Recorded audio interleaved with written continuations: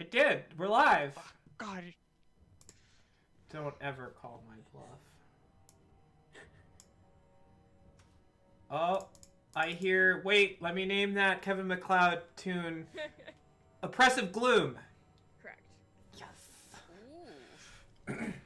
I didn't even look. What a game. What a game. What a game. What is a game?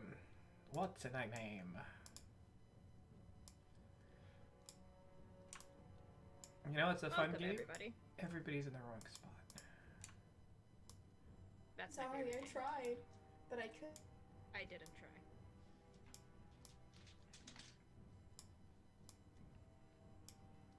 Does anyone know why sharp-edged die are more expensive than soft-edged die? I think it might take more time to file or to Okay. finish them. I was curious if it was like something to do with the molds available on the market or something.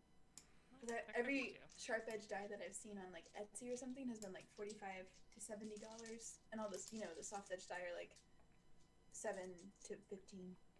Well, Sounds those like- are Probably the mass-produced. materials. Those aren't handmade. The soft edge ones. Oh, gotcha.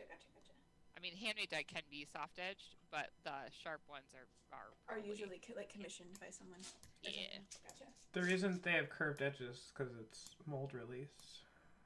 Like when you have something in a mold, if you have a sharp angle, then it'll get stuck in the mold. But then if you have a Oh. curve, it's easier to release. That's really interesting. Gotcha.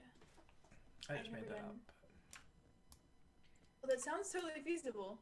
I haven't done any kind of like molding or resin or anything, so I don't know. You should try not to mold until you die.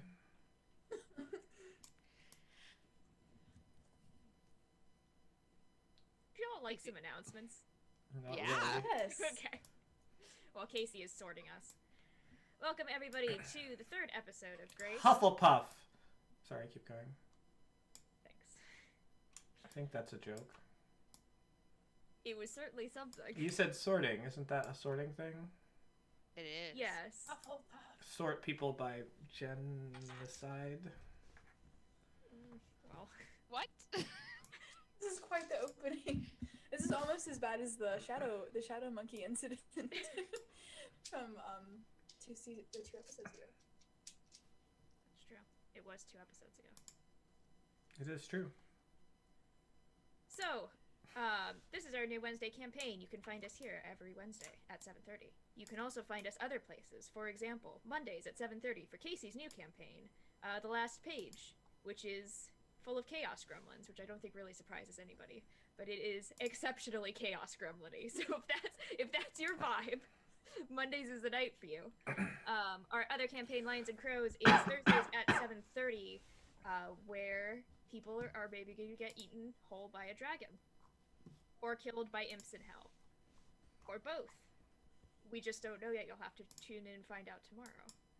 You can also find us on Twitter at RollItSlant, or on YouTube, also at RollItSlant, or on our website, rollitslant.com.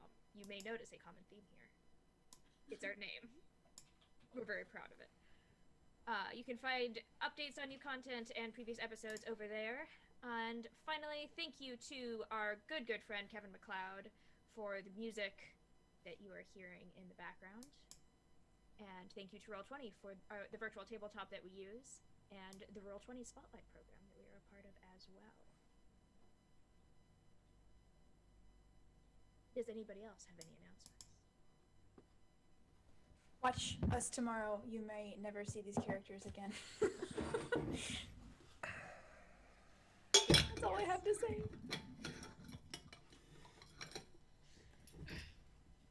All right. Looked like you were getting out like a little hanky. Like, It's my glasses cleaner. Alright. We're ready to do a D&D? yes. Just the one, though. This one. One D&D. I can only handle 1D at a time. I Well, think we today are just- Oh, it's that's Dungeons. I'm working on it.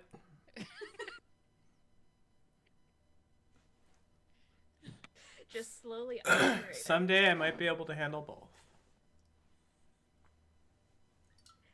So, darkness has fallen over in Gerda. for our party. On the night of the full moon, only the faint light of unfamiliar stars falls over the quiet streets of the normally bustling trade city. Traveler and native alike huddle together, afraid of the strange, shadowy creatures that stalk their streets. But you four have ventured out into the night, facing down against strange canine creatures and meeting Pax, a stranger who has wandered from the Shadowfell onto the prime material plane through a mysterious rift. You've discovered more of these rifts throughout the city, getting thicker and thicker towards the river, and finally descending underground into the sewers. You've traced them back to their source, a tower hidden deep underneath the city. In your explorations, you discovered the remains of a seance, and the confused ghost of a woman speaking of roots and thresholds, power and blood. You also found a magical pillar which seemed to confuse the boundaries between the prime material plane and the ethereal plane. And finally, you came to the very base of the tower. Walking down a winding hallway, lit at its distant end by a coruscating panoply of brightly colored lights. You can feel a kind of thrumming of arcane energy vibrating through the stonework at your feet.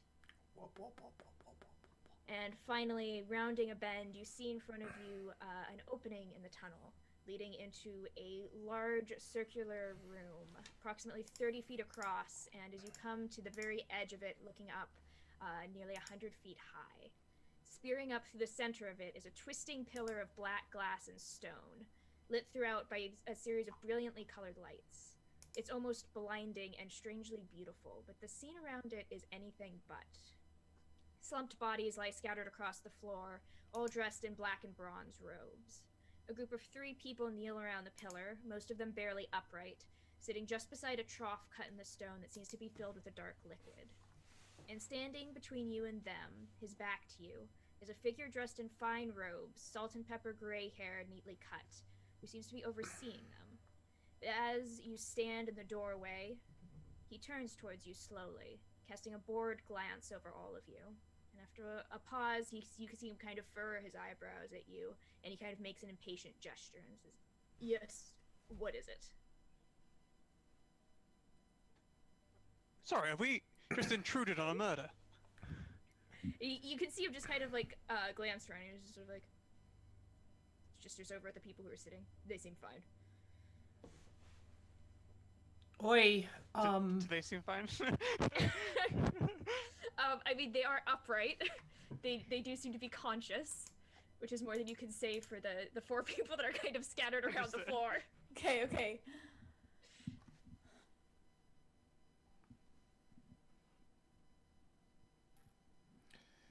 So you came through that previous chamber then with the other pillar and the astral plane situation? You see kind of a confused look, and then almost just like a slight gleam of interest in his eyes, and he says, "That's my workshop, yes. I wasn't aware that the pillar in there had activated, but I suppose that's an interesting tidbit." you're welcome. Well, it's deactivated now, I think. And how did you do that exactly? They're not really designed to be deactivated. I'm not sure what happened. So you're saying it's never been activated before? There was some experiments that I ran with it, but... Well, what's going on with this one? There's a lot of what I think might be blood on the ground. And Well some people spotted. are laying down and some people are standing, and it seems like something may have happened. I'd like to know He just what kind of happened. like, he crosses his arms across his chest and just kind of raises an eyebrow. And he says, "That does seem like a good summary of what you see before you." Is this some kind of ritual? Yes. What are you doing? Can we help? He kind of gives you a little bit of a look and he says, "I mean, it's very possible." And are you guys, are you staying in the hallway, or have you stepped out into the room? Well, I'm very small right now, so I'm sort of tucked up against the ceiling of the hallway and peeking out. I think I'm kind of standing like just before the threshold of the room in the hallway. I will have stepped into the room and sit in my stool. Okay. So Tofi, as you step into the room, you see in front of you this pillar kind of pulses with light, and as you watch, you see runes begin to manifest as these lights and like kind of ribbons of light that go through it begin to become runes and become words that you're easily able to read the written in common, and winding around and kind of cycling through along the, again, kind of like almost organic curves of this structure. You see the following words: "For chosen, for fated. The guardians of Shar's city remained. The saviors of Kane Alora reborn. Star and ocean, elixir and weave.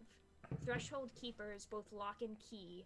Open the doors and let the souls fly free." Who writes runes in common? It seems awful pedestrian. Don't you have some sort of more exotic language? You see him glance over and then kind of looks back at you a little bit confused. Yeah, I'm confused as well. Can you pop that in chat? I can pop No, that. I got it all up here. Just ask me if you need I'm it. frantically writing down "for chosen, for fated, something something, star sea elixir." Something half off at Starbucks later today, or something like that. Double star day.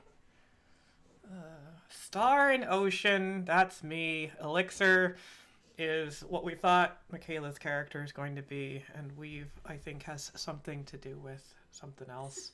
Probably the magic. Threshold keepers, it's definitely us. Both lock and key, who cares? It's a metaphor. Saviors What are of you talking Kane about, Alora. I mean, it's obvious, right? Well, the only thing I see that's obvious is that there's 4 of us, and I also. There's also 4 dead people. Maybe they were the chosen Again, ones. I don't know. Wait, are they us? You could see the man's face is just like at this point just a rictus of confusion. He's like, "Look, pardon my language, but what the fuck are all of you talking about?" No. There's no excuse to swear in a situation like this. I cannot let that go. We're having a very casual conversation here. You're just gonna have to wait your turn. It's my tower. No, I will not hear another word of this. So, I mean, do you all see that right in He there? just keeps sputtering. Why did you make the moon go away? I didn't. I didn't make the moon go away. Well, it's awfully coincidental that it's gone, and you're doing this ritual, and there's like people are dead, and then there's a spirit Who's in the other room dead? talking about how. I mean, I think all these people are dead. They're fine. Hey, are you fine? As you say that, you actually do see the 3 who are still kneeling over by that trough. You see them kind of like their heads kind of like turn towards you, and they look very pale and like kind of almost sickly. But you see like this crease of concern over their faces, kind of like glancing back at the people on the floor. I think they're fine. A little queasy. Queasy. They're I fine. confuse that sometimes. What about the ones on the floor? Are you doing some sort of work in shifts where they're napping and then? Sure, let's go with that. I would like to assess whether or not you're lying, but I'm not very good at it. So can you just tell me if you're lying? I'm very trustworthy. All right. Since I I'm don't believe surrounded by you. bodies. So I'm going to walk over to one of the bodies, taking my stool with me, because I might need to sit. And I will do a medical assessment to said person. Okay, so stepping in, there is looking around. Where is my list? Dead body list, dead body 3B. So you see, there is kind of off to the side. There's a handsome human man with kind of very long hair. All of them are dressed in these kind of like black and bronze robes. So there's a human man, a little bit on the younger side, with kind of long flowing hair. There's a male half orc who looks like he has a pretty bad bruise on one cheek. There is a bronze dragonborn who's kind of slumped on the far side, and then there is a middle-aged human woman with kind of heavily graying hair who's kind of laying face down on the floor. Who's the closest person to me? The closest person to you is the human man. Human man, it is. Human man. Aye! Are you alright? I'll kind of kick him a little bit. Okay. What? He moves Just be limply gentle. as you kick him. Alright, he's fine. Not dead. Still moves. Would you like to make a medicine check or not? I guess. Okay. I'll do a cursory evaluation. 23. Whoa. Okay. Looking him over, you do, and kind of like, pulling up his sleeves a little bit, you do see cuts on the insides of his arm. They're not so deep that he has bled out. Your professional evaluation is that he is currently stable, but he has lost enough blood that without medical treatment, he could be in danger. Alright, well, I will just cast Cure Wounds on him immediately. Alright, roll that. Because I still have spell slots left. When you say cuts inside his arm, does Tofi see cuts on his wrist or cuts on just on the inside of Not arm? made in such a way that it would split important arteries. Gotcha, okay. With the intent to let blood. Alright, he gets 6 points of healing. That's gonna be twice what his hit points are. So you sink this magic into him, and he comes kind of gasping back upright, just kind of like flailing upright, and grabs your arm. Oh, and no. just kind of- Nope. What? No grabbing. Sorry, Are you okay? not great. Alright. What you doing here? Yeah, this you feels can bad. see him. You can see him kind of like look around, and he kind of takes in the people lying on the ground around him. You see him like kind of flinch away from the middle-aged woman who's lying face down, and then he looks up and sees this human man this middle-aged man who's standing there, and like scrabbles backward on the ground, seemingly trying to get away from him. I think there's something here that we're not picking up on. Sir, I don't think these people were. Actually, also, sorry, I forgot something. Casey, can you please roll me a d12? I could do that virtually. That sounds like a damage die. 5. 5. Okay, so as the final effects of this spell kind of like sink into him, you see sparks of your own magic begin to kind of it's like most of them sunk into him, but then some of them seem to have kind of come up from his body, just kind of like spraying away from him. And you see them, it's almost like they're following like invisible fault lines in the air, just kind of going up and becoming more and more spread out. And then it's like all of them just explode at once in like tiny little firecrackers. And all of the energy just kind of like zings out. And who amongst you is carrying weapons? Why not me? I have little improvised weapons. My mind is my weapon. And what is Drox carrying? We're all like casters, I keep forgetting. Drox is carrying a morning star and a heavy crossbow. Okay. You see the Morning Star, it's like this magic gets drawn to it, and it wraps around it, and suddenly you can feel it start to thrum and crackle with power. I am unstoppable! So for 1 hour, that is considered a magic weapon, and it grants a +1 bonus to attack and damage rolls. Wonderful. My strength weapon as a wizard is now usable. I have 2 daggers and a hand axe. The same thing happens to them. It's like these little sparks of magics it's like they hone in on it and they all wrap around it, and you see the guy kind of like take a half step back, who's like, don't do that again.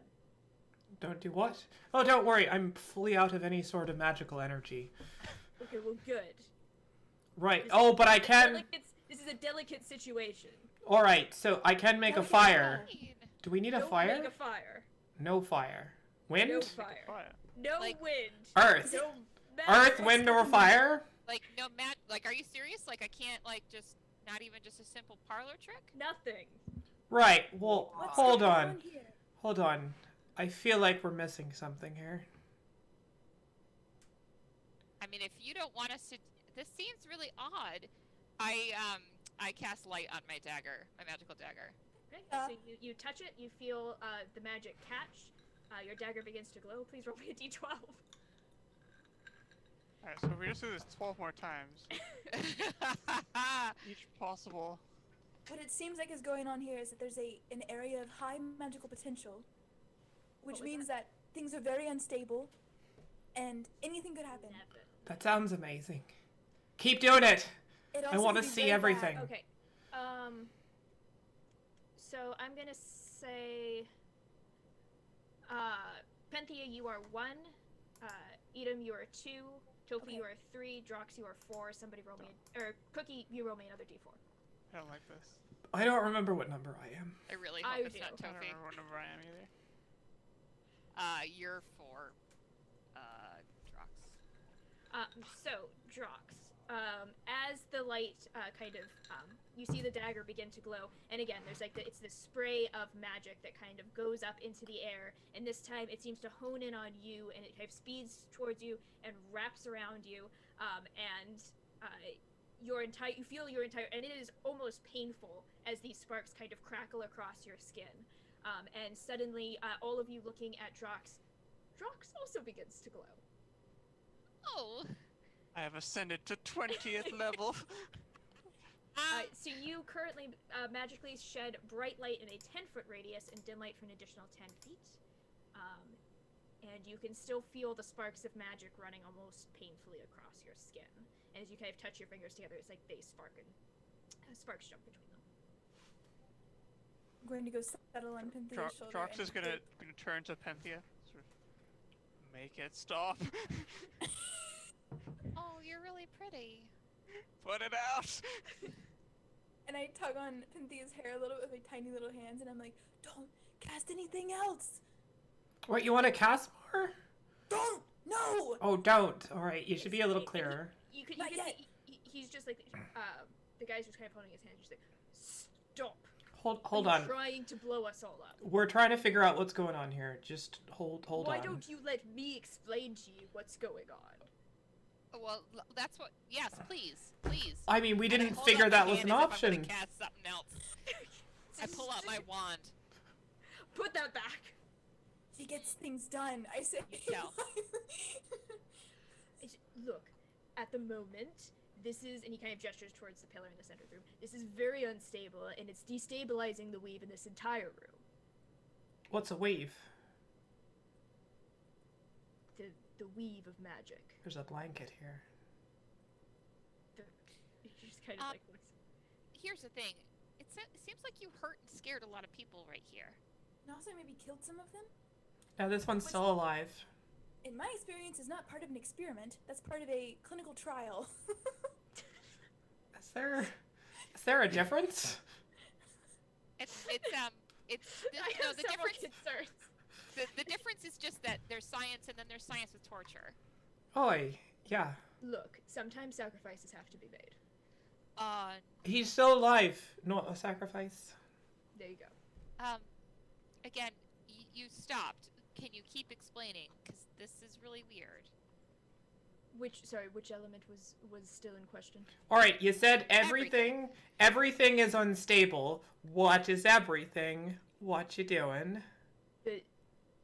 The weave is currently unstable. I'm in the process of trying to stabilize it. Did you define the weave for us? The weave. Is it that pillar right there? No, the weave is the foundation upon which all magic is built. Why are you messing with that then? Yeah, that sounds like a... I'm trying not to mess with it. Wait, hold on. We've been incredibly rude. Do you have a name? Yes, I do. All right, good.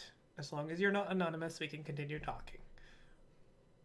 Sophie, what is your name? Tofi. He just kind of rolls. Absolutely ridiculous. Morin Hayes, who are you, all of you? Right. Well, it's a pleasure to meet you, Morning Haze.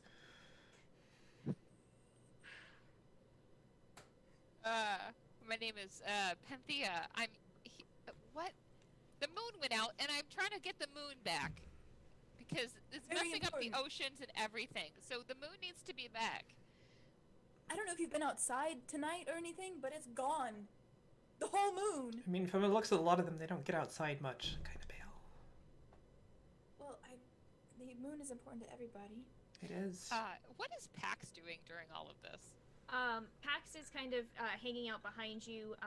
As you seem to be distracting Morin, you see him start kind of dart around. He is quiet and stealthy, and so Morin doesn't seem to have really taken notice of him. But you see him moving around, and he seems to be checking the other bodies that are laying down. And so you see him go. He goes to the Dragonborn, and when he sees you, you kind of make eye contact with him, and he kind of gives you a faint nod, and then goes over to the half orc, gives you a faint nod, goes over to the human woman, shakes his head. Oh, 3 out of 4 ain't bad. So, okay. So, the weave. You're protecting the weave. I didn't sense that the weave was in danger. It is sometimes when you activate complicated rituals, they have unintended consequences or side effects.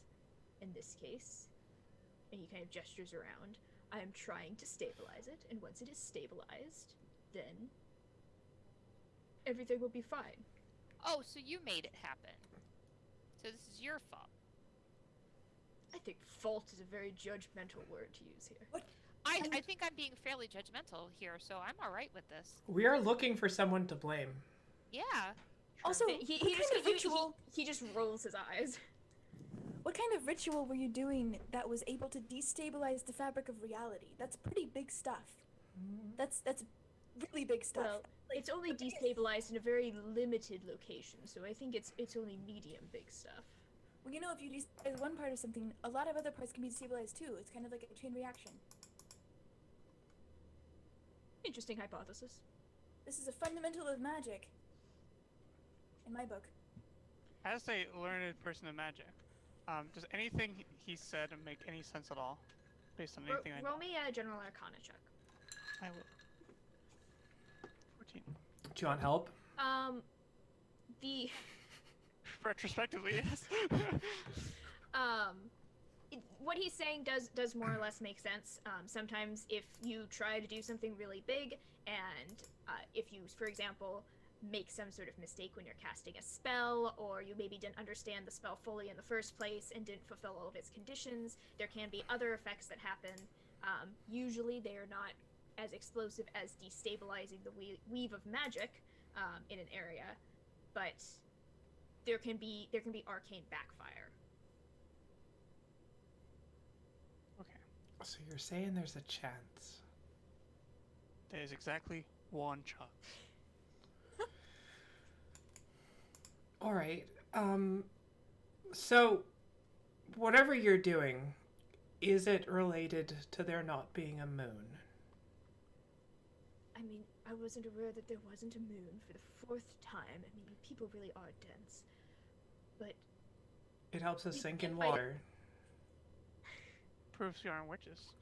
It's true. Hey, we don't need to prove we're anything. So, here's the thing. If we help you stabilize what's going on, because it seems pretty bad, It do seemed we? very dire. I don't really want to give you a lot of blood, though. That's the thing. That seems like how you're doing it. Right. It sounds like you're putting blood in a wound, and it seems really weird. I have very little blood, and it's weird blood, what I do have. It's true. You don't want that blood. Fairy blood is right. very bitter. Don't want to know how you know that. When you run fast enough, some of them catch on your teeth and they little bugs. That's brutal. I don't think you've been wounded once.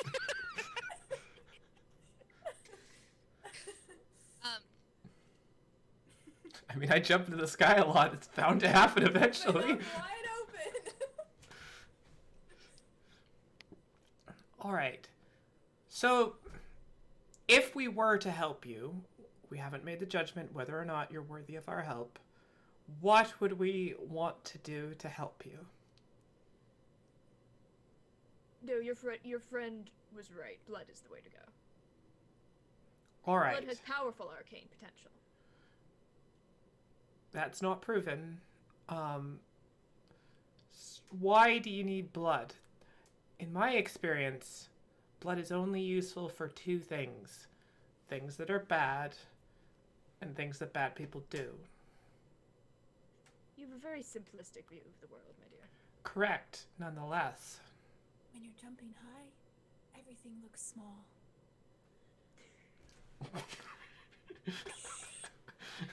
It's Toby's worldview now. Jesus Christ. I think we've encapsulated it. Eden whispers this very quietly while he's listening to Toby. All right.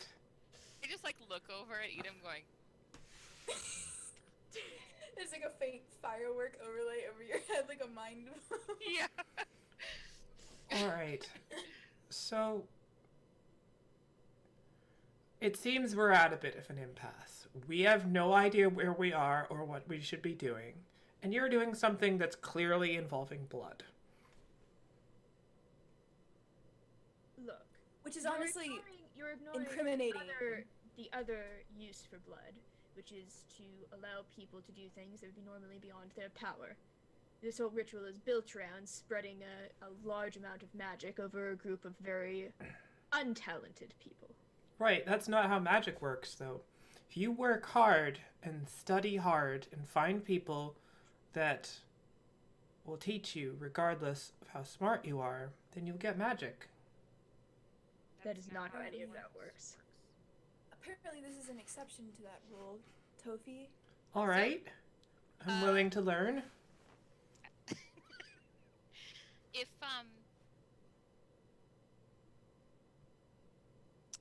If we did this, what is your plan after? If we Just stabilize thinking it? drinks. Okay. All right. I'm liking the plan so far. Do you plan on continuing to experiment that would cause any rifts like this again? Any tears? No, I don't think that's necessary. Why? My dear, we've just met. Well, I'm gonna expose my life's work to you, good God. Well, I mean, what if it were a life or death situation? Sounds like it. It doesn't really seem to be a life or death situation. People often stumble onto your tower.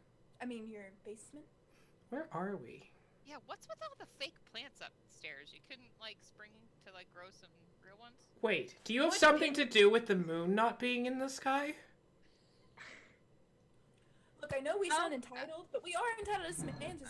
We're here, we've come down here, and we like to know what's going on so that we don't have to, report you to the authorities or something bad like that. We have confusingly gone through the rest of your property already. Yes, and Look, we have you cornered, to be completely honest. You're in a circular room with a lot of Please. dead bodies, or one dead body, There are no corners. and 5 very alive bodies, and we could hurt you. uh-huh. You don't think we could hurt you? You could try. All right, hold out your hand.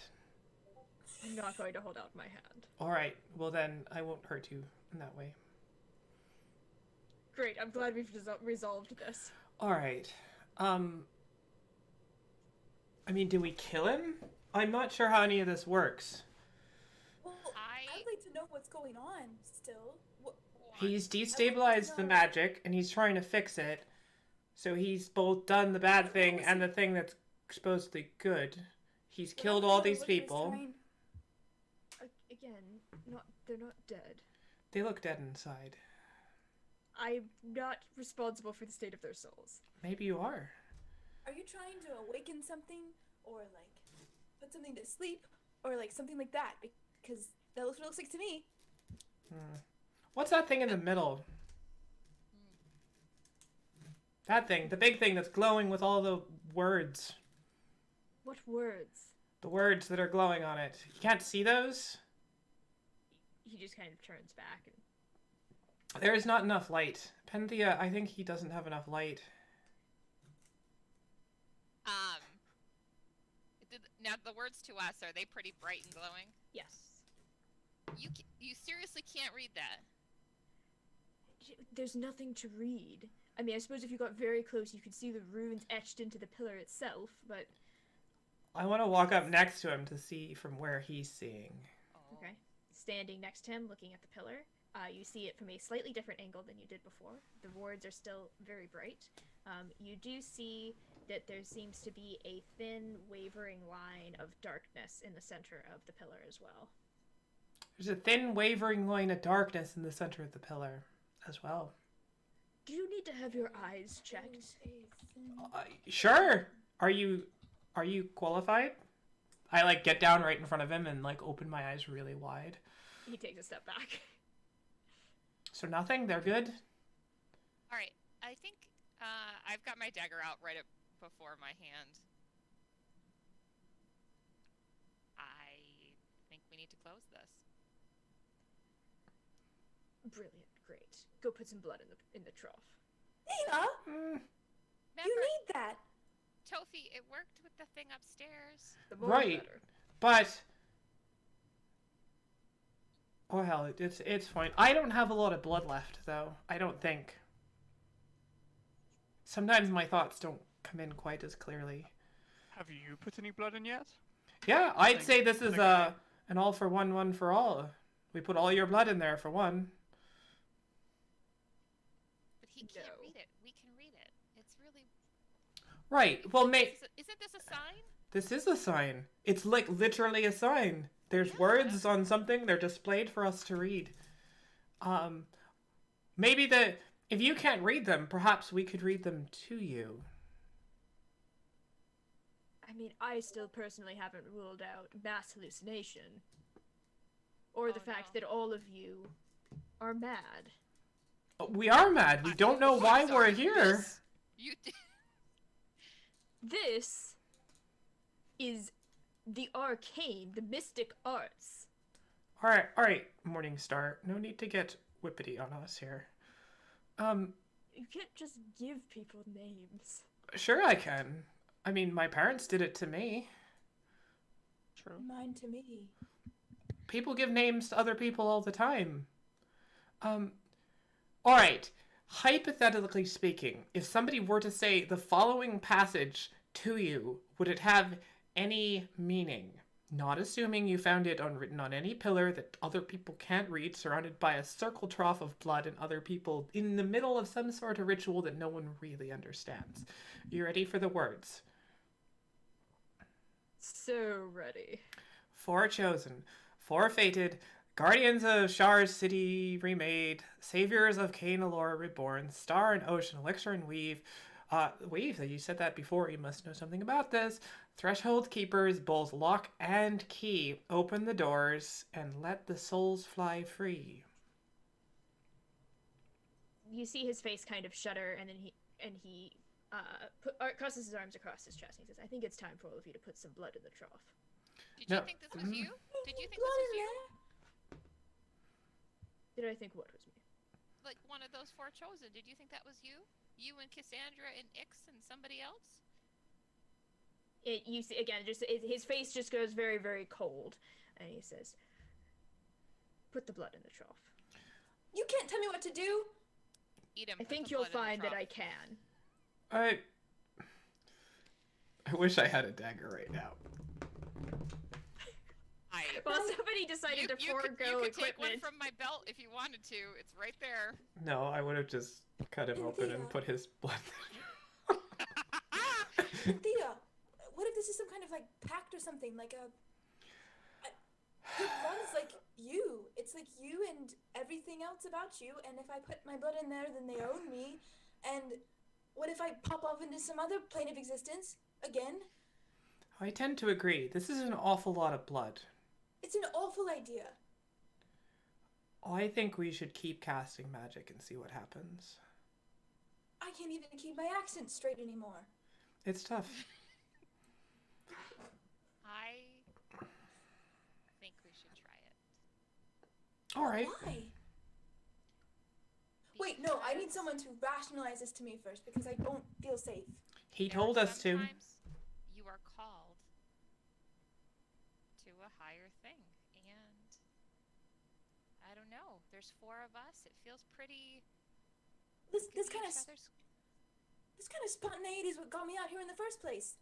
I don't want to make some kind of rash decision like my parents did. Like that's Okay, so I will just build you a little workshop in the woods so you could be nice and stable there alone. Does that sound okay? Sounds really nice. It actually does sound really nice, but well, no. I know it seems really risky, but I don't know. Counterpoint. Keeps spreading. It's weird. Counterpoint. At the end of the party, myself and 3 other friends found a small group. There was 4 of them. 4, continuing the symbolism here, of very large mules. And we rode those mules very fast. They were quite fast for mules. And we were near the sides of the cliff, and one of them rode over the side.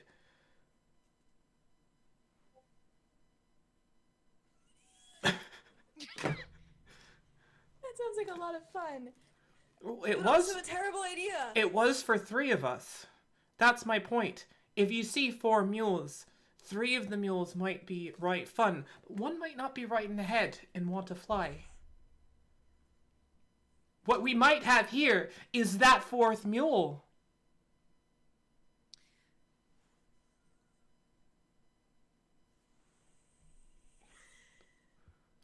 I think you should do it. We're never going to find out which mule it is until we do this. The other 3 were great. And I mean, 3 of these 4 people on the floor are alive. I think the symbolism is apparent. As you're speaking, you see one of the people around the circle who's this kind of like gaunt-looking human man, kind of like, almost like face plant forward into the trough, and then kind of like stumbles backward. And the guy that you revived before kind of like stumbles to his feet and runs over and like kind of hitches his arm over his shoulder and pulls him back off to the side a little bit. And he kind of like kneels down next to him, and there you can see that their heads are kind of very close together.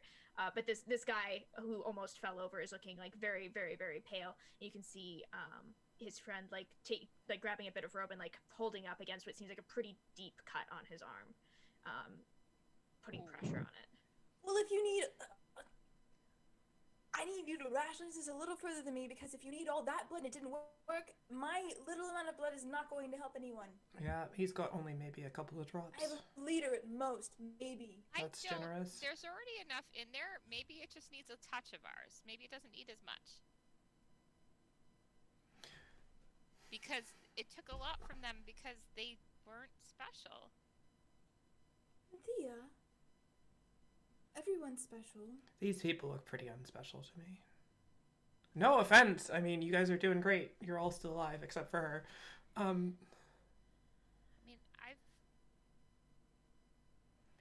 How much more blood are we talking about? Until it stabilizes. Not a great answer. So if we were to completely drain you of your blood and put it in there, what are the odds that it will stabilize before you're dead? I think that's not an option that I'm giving you. Right, but that doesn't matter to me. So, remind me when you say, not an option I'm giving you. What does that mean? I sense an implication. The implication being that I'm not going to let you slit my wrists. Okay. But, you know, if we said, no, our blood, that's okay? Yes, put your blood in the trough. No. I mean, if we said, you know, we like our blood inside ourselves, you keep your trough of your blood, we keep our various troughs of our blood. Is that okay? I suppose that depends how attached you are to this city.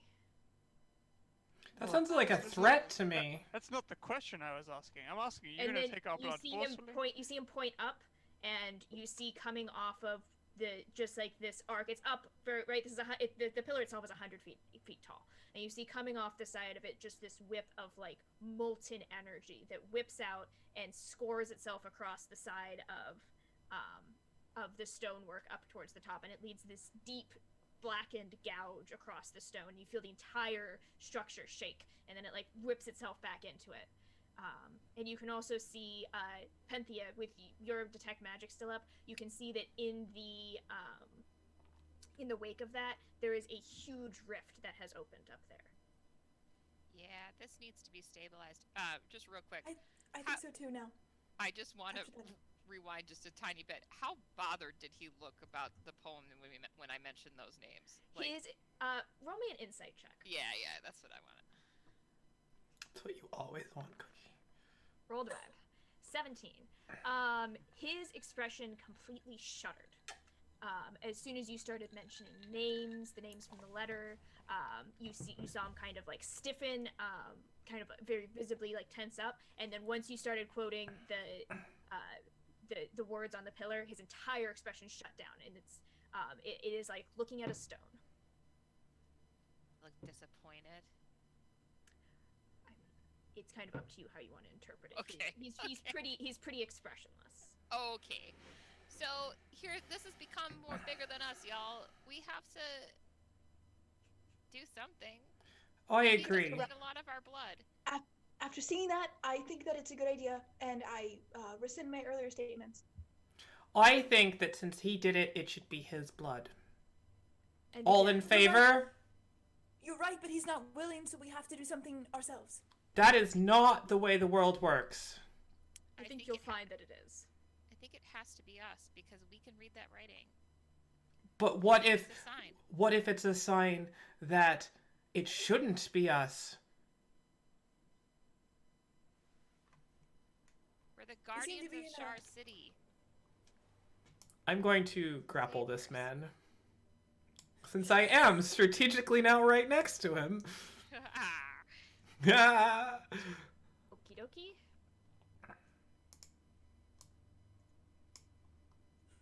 Just to clarify, Dora, did it seem Yes. like he could, when, I missed this, did it seem like when Tofi and Penthea read the writing that he couldn't have read it before? Is that correct? He did not seem to be able to see it. Okay, gotcha. I missed that part.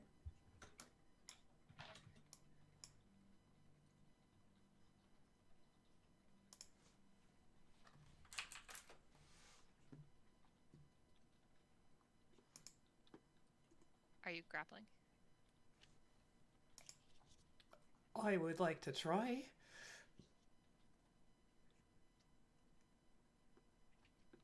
Yes, I mean, roll to grapple. I was waiting for the roll. Gulliver. It was delicious suspense. Not at advantage. Is he surprised? Probably not. He is not surprised. So this is athletics, right? Strength athletics contested. Yes. All right. There we go. Get wrecked. Okay, he can't actually beat that. So you do in fact Damn straight he can't. manage to grapple him, and so you grab him, and he's not a particularly strong man, and you kind of grab him, and those of you kind of like, he has his back to you at this point. You've kind of like grabbed him around the chest, and you see him just kind of like roll his eyes, and then It's impressive. He's in front of me, facing away from me. you hear him mutter a couple of words under his breath, and he disappears. Is he still in my arms? He is not. There is a flash of energy. You see Penthea with your detect magic. You see a flash of conjuration magic, and he is gone. I can't believe he used magic in an unstable magical zone! Wait a Everybody minute. knows Did what's it- going to happen. Oh, okay. I hold onto your hair really tightly, Penthea. Ah! It's okay. Go into the table. All right. Somebody roll me a d4. I'll roll it.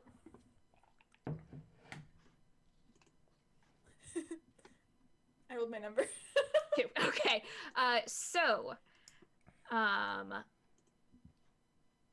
Edom.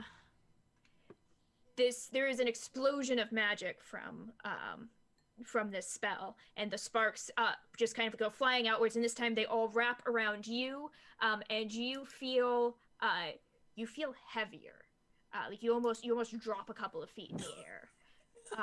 And so fat. for the next 24 hours, you've gained resistance to force damage, and your speed has been reduced by 10 feet. Oh no. Oh no. Does that make your speed 0? My walking Close. speed is 0, but my flying speed is 20. No. Cynthia! I feel really weird. Yeah, you're like hurting me. Drop off your shoulder and drop to the ground really fast. Okay. So Now you guys are standing here. The sparks have kind of like gone up. You see up towards the top another ribbon of energy spike out, swiping across the stonework at the top. Another gouge, another huge rift yawning open. I think I'm just gonna do it. I'm gonna cut my hand and squeeze the drops over the trough. Okay, tug on your... As you kind of approach, bringing the knife down over your hand, you do see in the center of this pillar, kind of as you come closer, it kind of like almost irises open. There is a huge rift in the center of it, and looking through, you can see a room that seems to be a darkened chapel. With you can see looks like maybe a stained glass window, although it's kind of it's like there's blackness outside, so you can't see any of the colors. Just like you can kind of see the lead lines between the panes, and in the center of it seems to be a coffin. Right, that seems normal. Yeah, can you? And so you're kind of standing next to it with your hand sliced open. I am gonna walk in the room. Okay. So stepping across Hanging on to you. the Are you still on me, Edom? I'm hanging onto the back of your skirt. Like I've like tried to grab onto your leg. Like You've been grappled. well, I'm grappling like your ankle.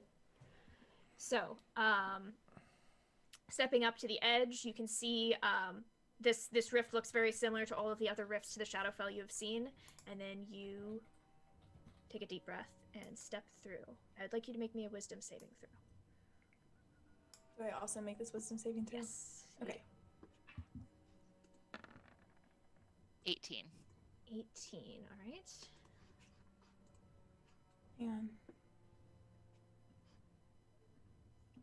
7. Okay. 7. So, Penthea, you step across this threshold, and you feel just this brief. It's like the air is thicker and more humid than you're expecting. You feel just like this brief moment of exhaustion, then you just kind of push through it. But Edom, as you step through, it's this almost like cloying feeling in your chest, and you take 3 points of psychic damage, and you've gained 1 level of exhaustion. Ooh, that's bad. As the atmosphere of this place kind of seeps into you. But you step through and you find yourself in this darkened chapel. There's no light in here. You guys can only kind of see in the dim gray of your dark vision. Looking around, like I said, it seems to be like a very small chapel. The stained glass windows, now that you're looking, there's a couple of them. They all seem to be depicting motifs related to weaving.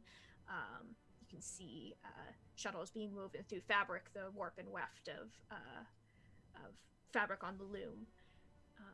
And there's a single stone door kind of across from you. And in the center of the room is a coffin, very ornate, also decorated with weaving motifs. And stepping up, you can see that it is uncovered, and lying very still in the center of it is a young human woman with long, kind of loose auburn hair, dressed in battle-worn chainmail with the holy symbol of Istis kind of hanging from her neck. And you recognize her as the ghost that you saw in the seance room very briefly, although that ghost had been dressed like a cleric, and here there seems to be a woman dressed for battle.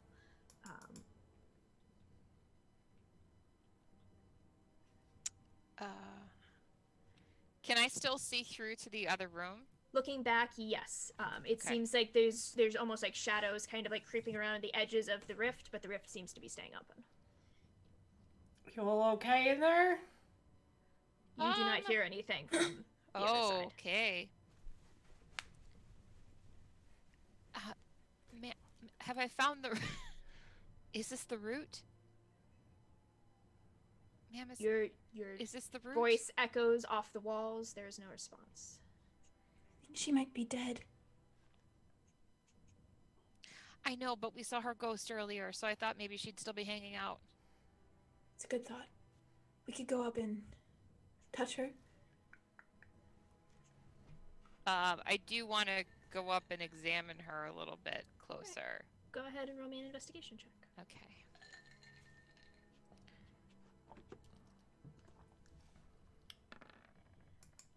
That is a 14. Okay. And are you touching her? No. So leaning forward and leaning down and kind of examining her, she looks very tired. You can see that there's kind of like lines of stress about her eyes. Her cheeks are slightly hollowed. Holding your hand kind of above her skin, not quite touching it. Her skin does feel warm, but you see no signs of breath, or your chest doesn't rise and fall. You're not sure whether she has a pulse since you're not touching her. I detect magic.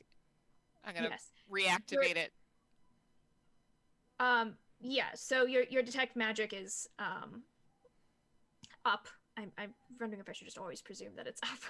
Well, I mean, I think it's fair to say, like, I have Yeah. it. You know what I mean? Like, So, looking around, this entire room is suffused with uncategorical and something. It's a kind of magic that defies category. It is on a level beyond really what you can wrap your mind around. It transcends schools. It transcends spell work that you are familiar with, but everything in here is suffused with it. Does it feel bad, good, or neutral? Not like in the alignment kind of way, just in like a, does it make you feel gross? Do you feel okay, or do you feel like, yeah. ooh, this is like a really nice place? Standing here, it feels as solemn as any funeral you have ever gone to. It is quiet. The air is still. It is not necessarily. You don't necessarily feel like you're being menaced in this place, but you also don't necessarily feel that you are welcome. Nor do you feel that this is a place that has ever seen joy. Ooh.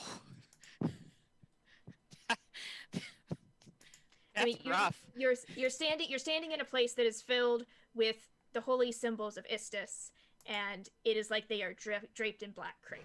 There is no light that comes through the windows. You can barely even tell what colors the stained glass is, because it's just whatever is outside is so pitch black that you can just see the bare muted tones of it.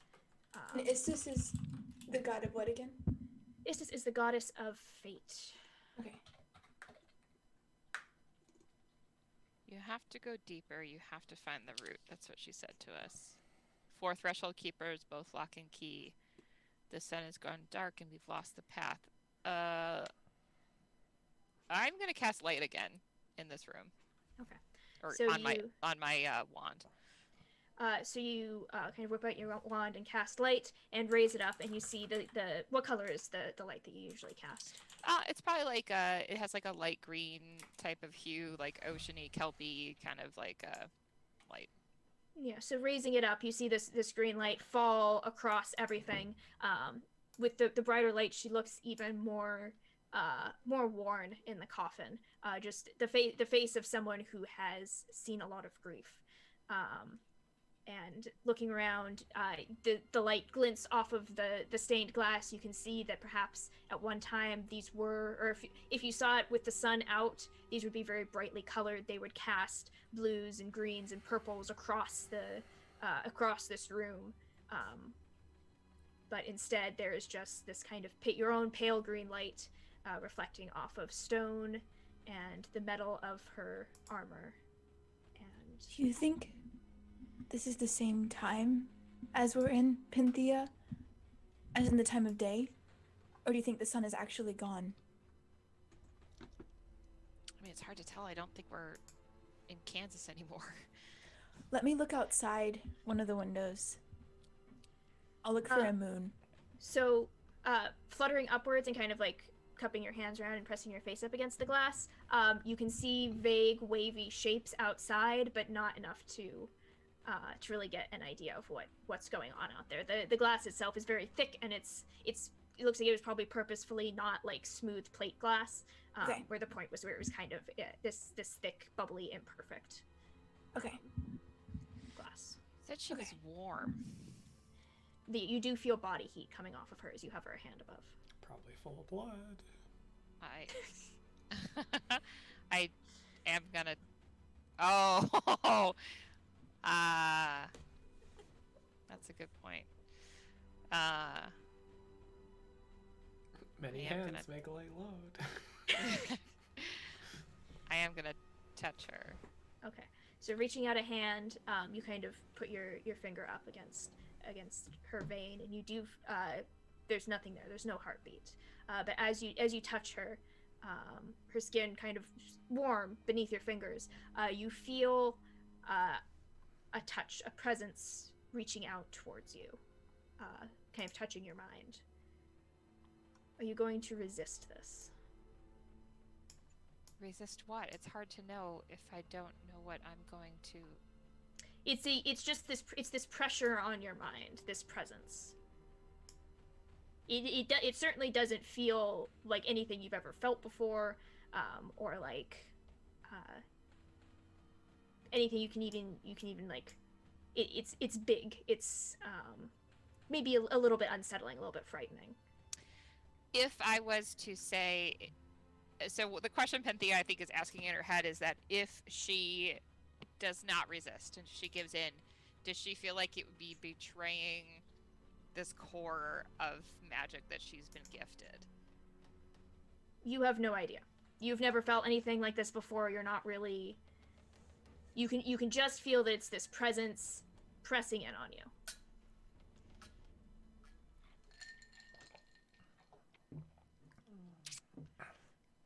Can I vibe check a presence? I know that's you cannot vibe check a presence. Yeah. Ask it a few get to know you questions. Yeah. You know what? She hasn't resisted so far, so I think that no, she's not going to. Okay.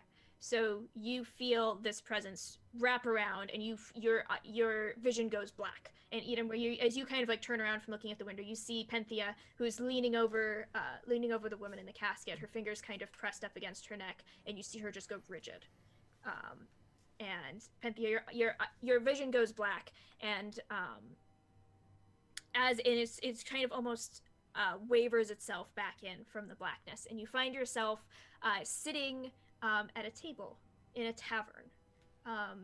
It's raucous, although the sounds are muted. There are people drinking. You can see there seems to be some sort of arm wrestling contest going on at a table a little while over. There's gambling going on. There's live musicians kind of clustered around the hearth. But you are sitting at the table right next to this woman, although she is no longer dressed for battle. She's dressed more like how her ghost was, in this kind of cleric's robes. The holy symbol of Ist is still kind of clearly displayed. You can see she's sitting at a table with 3 other people. Beside her, there's a very kind of tall, well-muscled woman with kind of ethereally beautiful features and very short-cropped, kind of spiky black hair. You can see that she has a great sword kind of leaning up against the side of her chair. And across the table, there's what you take to be probably twin elves. Blonde hair, very tanned, wearing leather. Kind of one of them has a quarterstaff that seems to have flowers blossoming from it that's leaning up against a chair. And the other one has swords kind of strapped to their back. And you can't like everything, all the sounds are muted and you can't quite hear the conversation, but you can see that the 2 elves on the other side of the table seem to be kind of laughing and joking together, and this kind of very hulking woman sitting next to the cleric is kind of smiling, and she kind of the woman kind of like leans down and then like elbows her and like whispers something in her ear, and you see the cleric laugh, and then it's almost like The cleric looks over and kind of like realizes that you're here, and you just see this look of sudden sadness wash over her face, as she kind of glances around at everybody, and she turns back and she says, "What's your name?" Panthea. "My name is Lorelei. It's been a very long time since I've seen anything but dreams here. What do you need? Why have you come?" Well, this guy opened a rift, and the weave is starting to tear apart, and he's trying to heal it, and I think that's the right thing, but he's kind of a weird dude. Anyway, so I'm here with like 3 of my other friends, and this other guy from the Shadow. Anyway, and then I gave the weave some of my blood. Oh, there was this poem on there, and I read her the poem, and a door opened to you, and you were dead. You were very old, which means you had a good life, I hope. But and then I touched you, but like just like gentle. I know it's weird. I just As you now say, I'm here.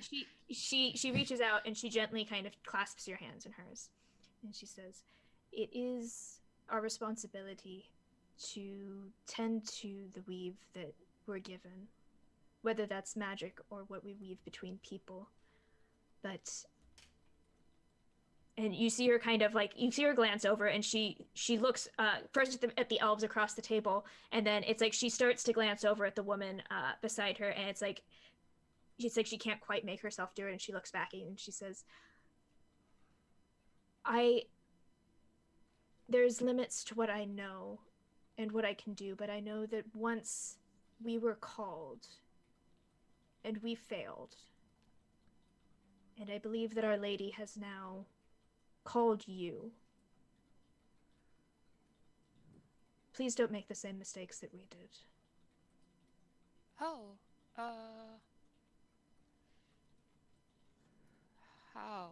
how do you? What were the mistakes you made? Tell me in detail. I think, and you can see there's darkness bleeding in at the edges of this vision, and she kind of leans forward. She's like, "I don't think we have time for that, but whoever you're with, whatever weave you have been given, when the threads start to snap, when you stop trusting the people around you, that's when the darkness is going to seep in. There's an entire city out here that we couldn't save, and I think that Our Lady has now called you to give this city life once again. But," and again, the darkness is like, it's coming in now, and you can see it's all the rest of the tavern has disappeared, and now it's just this table with these 4 people sitting around it, and you sitting right next to it. And it's dangerous, but there's so many lives on the line, and I'm very sorry that she's asked this of you, but the lady doesn't like to take no for an answer.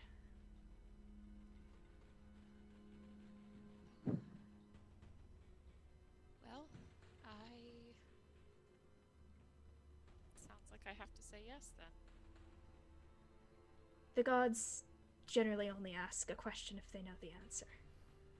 And darkness sweeps in, and you can see it coming in over the table, and the elves disappear, and she turns away from you, just looking back at the woman behind her, just as the darkness crests over them, and you find yourself back in your body, blinking back to awareness above the still form of Lorelei.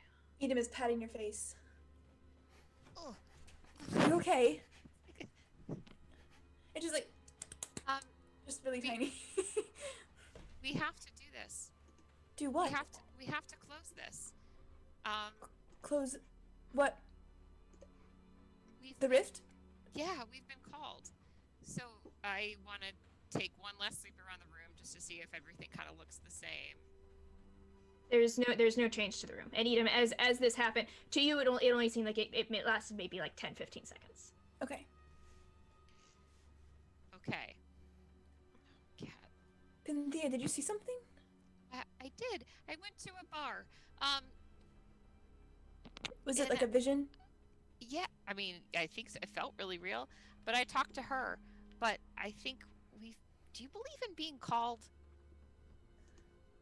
Well, I've been paged before. Like a higher calling. I cannot wait to tell Tofi this.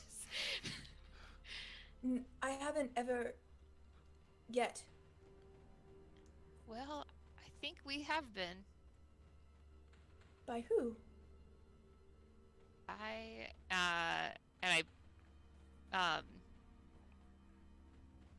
By Estes. The goddess of fate? Yeah. That sounds on brand. It does, doesn't it? Well, I mean, I don't want to stay in this room much longer, so maybe we should leave, but I believe you, and I think that, I have no business saying no.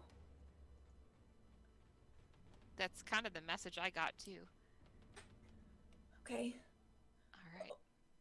I have to be honest, I didn't feel very good when we went through that rift the first time, and I'm worried it'll happen again. Are you feeling okay? I'm great. Do you want me Okay. to carry? Do you want me to carry you? Well, you were carrying me last time too. I was just. I mean, like football carry you. Sure. Yeah. Okay. All right. So I'm picking him up in a very dignified way, and walk back the right by like the scrub, like right? Barbie doll carrying. Yeah. Okay. And walk through. Walk back Alright. through.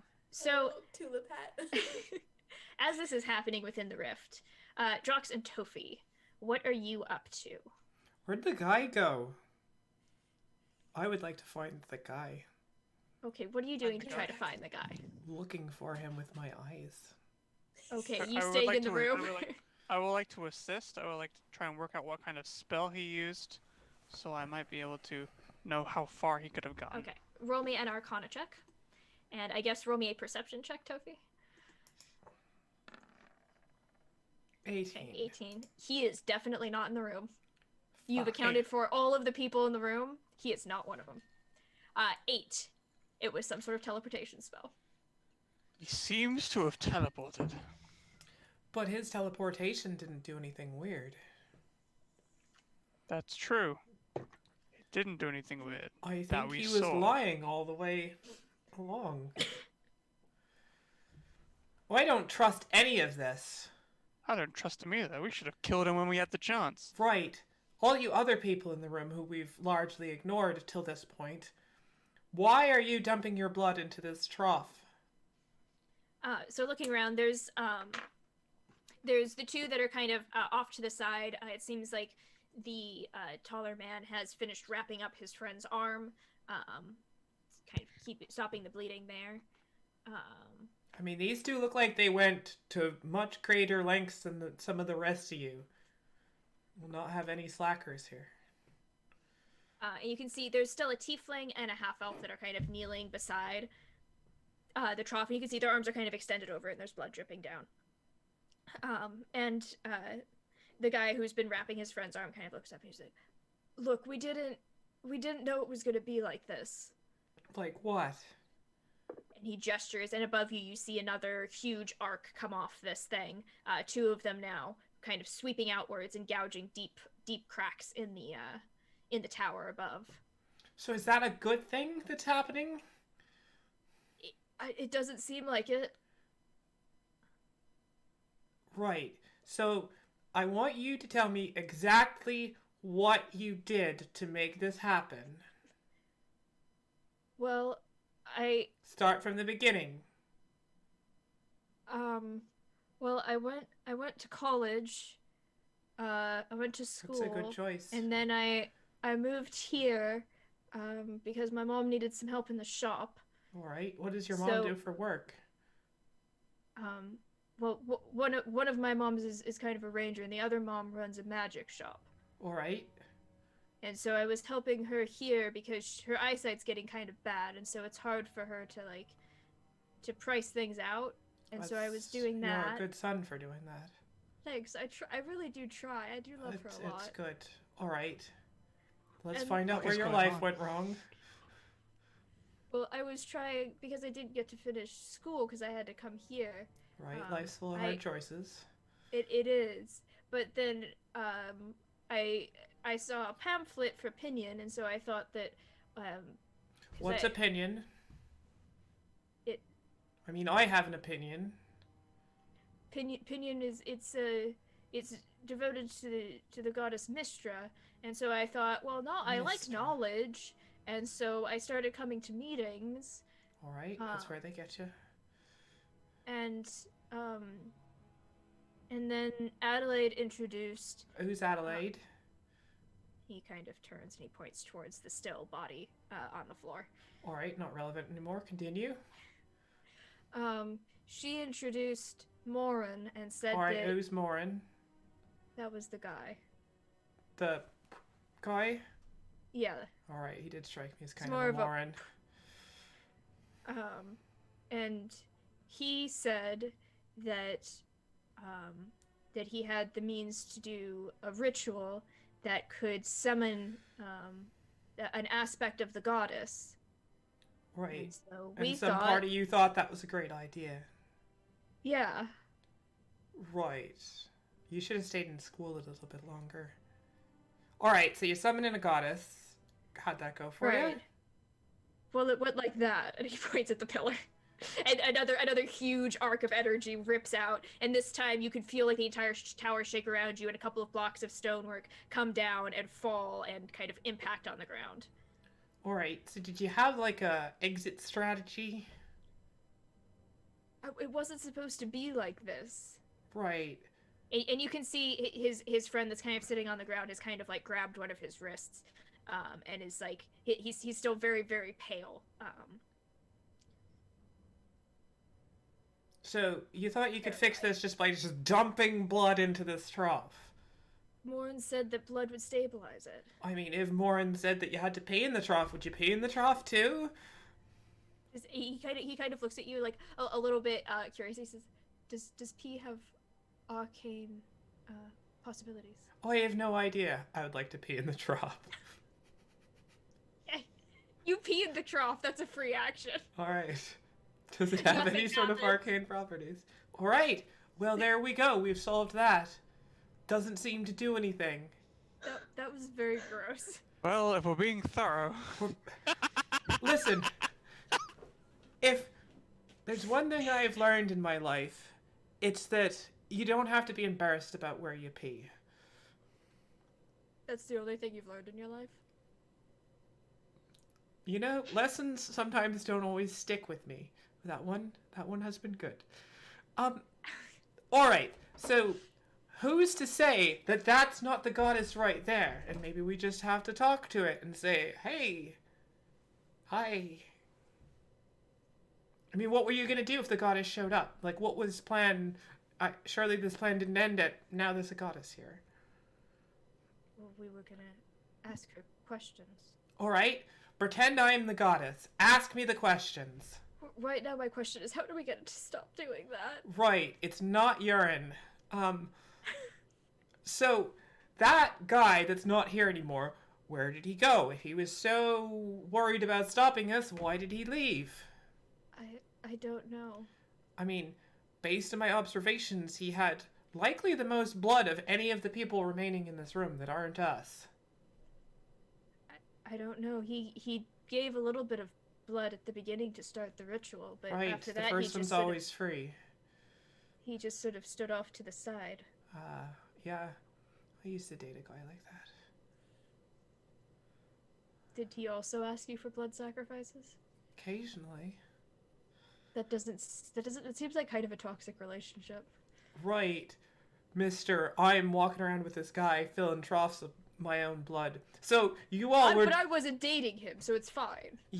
So you all were just like, let's just drain all of our blood into this trough. I don't know if you've noticed, but it's exploding. And as he says that, another couple of these kind of arches of energy whip off of it and gouge their way through stonework, and more stone comes tumbling down. All right. Maybe if we argue for a bit longer, it will stop. The question I have is, why is there a tomb in the middle of this thing? Did you know there was a tomb there? Is that your goddess? What tomb? In the middle of the thing, there's a fucking door right there. A passageway. That's a pillar. Alright. That's a passage. That's a pillar. That's a passageway. Let me guess, you don't see the writing on there either. What writing? If you were to see writing on there, what would you think it means? He kind of peers at you, just like, are you okay? No! Apparently the whole world is falling apart above me. Everyone wants me to dump my blood into a hole that I've now already peed in. And I have no idea who's seeing things, whether it's me or you. I mean, nobody forced you to pee in the trough. It was necessary. I only do things that further the furtherance of further information. There was a lot of furthers. Oh, I know. That's how I get so far. So Where were we? Is there another door or a way out of here? There's just the one tunnel leading back up. Alright, why don't we just go that way and just forget about this place? That doesn't seem like a great idea. I don't even know where we are. In Garna. Right. So we're still there, even though I've walked through 8 dimensions to get here. This is a tower. Right. It's like an upside down tower, though. Basement. Or you just kind of came in through the top.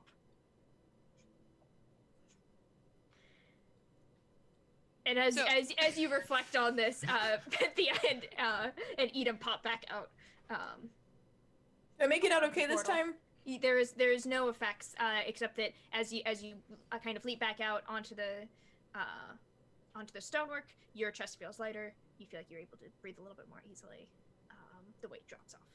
You're still exhausted. Okay. He looks a little less Oi. vibrantly green and yellow. Hopefully you got a little bit more than I did from all of this. I We did. got We've something been, all right. We've been called, but we've been called. So anyway, when I walked through Like, the door, does somebody anything close? paged you? Yeah. No. It's paged. It's like. See what I mean? Right, like the page from the court comes down and says, "You're required because you've been Yes. harassing the badgers again." Oh, that's Sophie fancy. knows exactly what I'm talking about. See? It happens all the time. Does the door close behind you, or is it still open? The door, Iris is slightly shut, but it doesn't. The rift doesn't disappear completely. Okay. First off, we need to close this. Right, So- I think we've established that. Right. Can you please, the three of you, please bleed into this trough? I tried Why does it peeing. smell like pee? It didn't work. I mean, Ritual didn't work. okay. Can you please all just bleed in this, please? Just a little bit. I only did a little bit, and I opened that door. I don't think it's going to be a lot. But what if we open another door? Well, that please. I don't want to be the first to do it. I'll take one of the I birds. did it. No, I'm this- still doing it. I don't want to be the Yeah. second. Blood drips down, kind of gently impacting against the surface of the blood in the trough and the pee. I take There's one some of the pee in there birds. now. Oh gosh, it's diluted. It won't work now. I take one of the bird's talons from the bird skin that I'm wearing, and I will do a little nick on my bicep, my very small bicep. Right. Then blood again just kind of. I should have drips cut my down. hand. Why did I do that? I Well, don't know. this seems It's like fir- a dumb choice too, but anyway. I know, my hand has already been cut as well. I know. I only have 2 hands. What if this takes us to another room, which I have to cut another hand to bleed into? Please. Is there any effect of Edom's Sure. blood?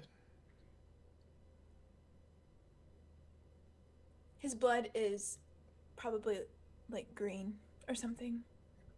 Does it Fucking weird. do anything? Does the thing close? Yay, we got enough blood. You can. It impacts the. It seems like maybe the time between when these arcs of light are coming off seems to be a little bit longer, but they're still going. Alright. Hurry up! Not- I don't have that much blood. Right. Drock is gonna sort of look down at his belt, choosing between Morning Star or Heavy Crossbow for this. Oh, do you want a dagger? Gonna lift out the Heavy Crossbow, sort of point it towards us. Towards his head. Do you want a dagger? The whistle would be comes nice. out, loads. I hand him a dagger.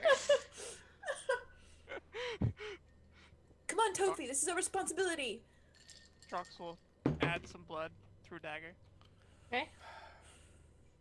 Toby? I really don't want to do this. This is a bad idea. I think so too, but if it's what we're supposed to do, then we have to do it, right? I agree, Toby, but we've been here for hours, and I really need to go. That's true. I was originally motivated by a need to go to the bathroom, but that has since passed. Alright. The city's gonna collapse if we don't at least try this. We don't I know know what you're that. talking about, but I think it's a good idea to do it anyway. Alright. Bad idea, but I will do this under one circumstance, which I get to come up with at a later date and you are beholden to. Agree. Fine.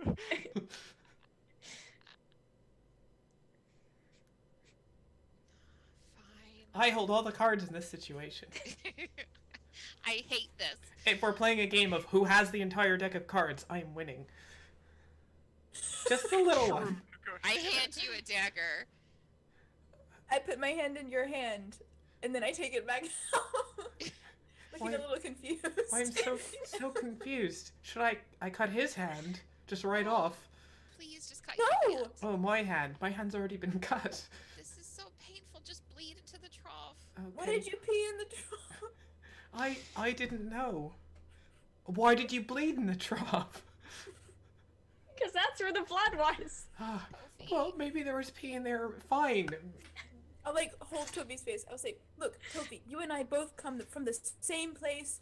We know how these things work. We know this is a bad idea, but we also have to do it because if we don't, then everything's going to just come together and it's gonna be really bad. So we have to do this right now. I need you to not pee anymore, and I need you to bleed now. Like never again? No, just Not just for right now." Oh my god. All right. And I'm gonna stab her hand Ow. with my little.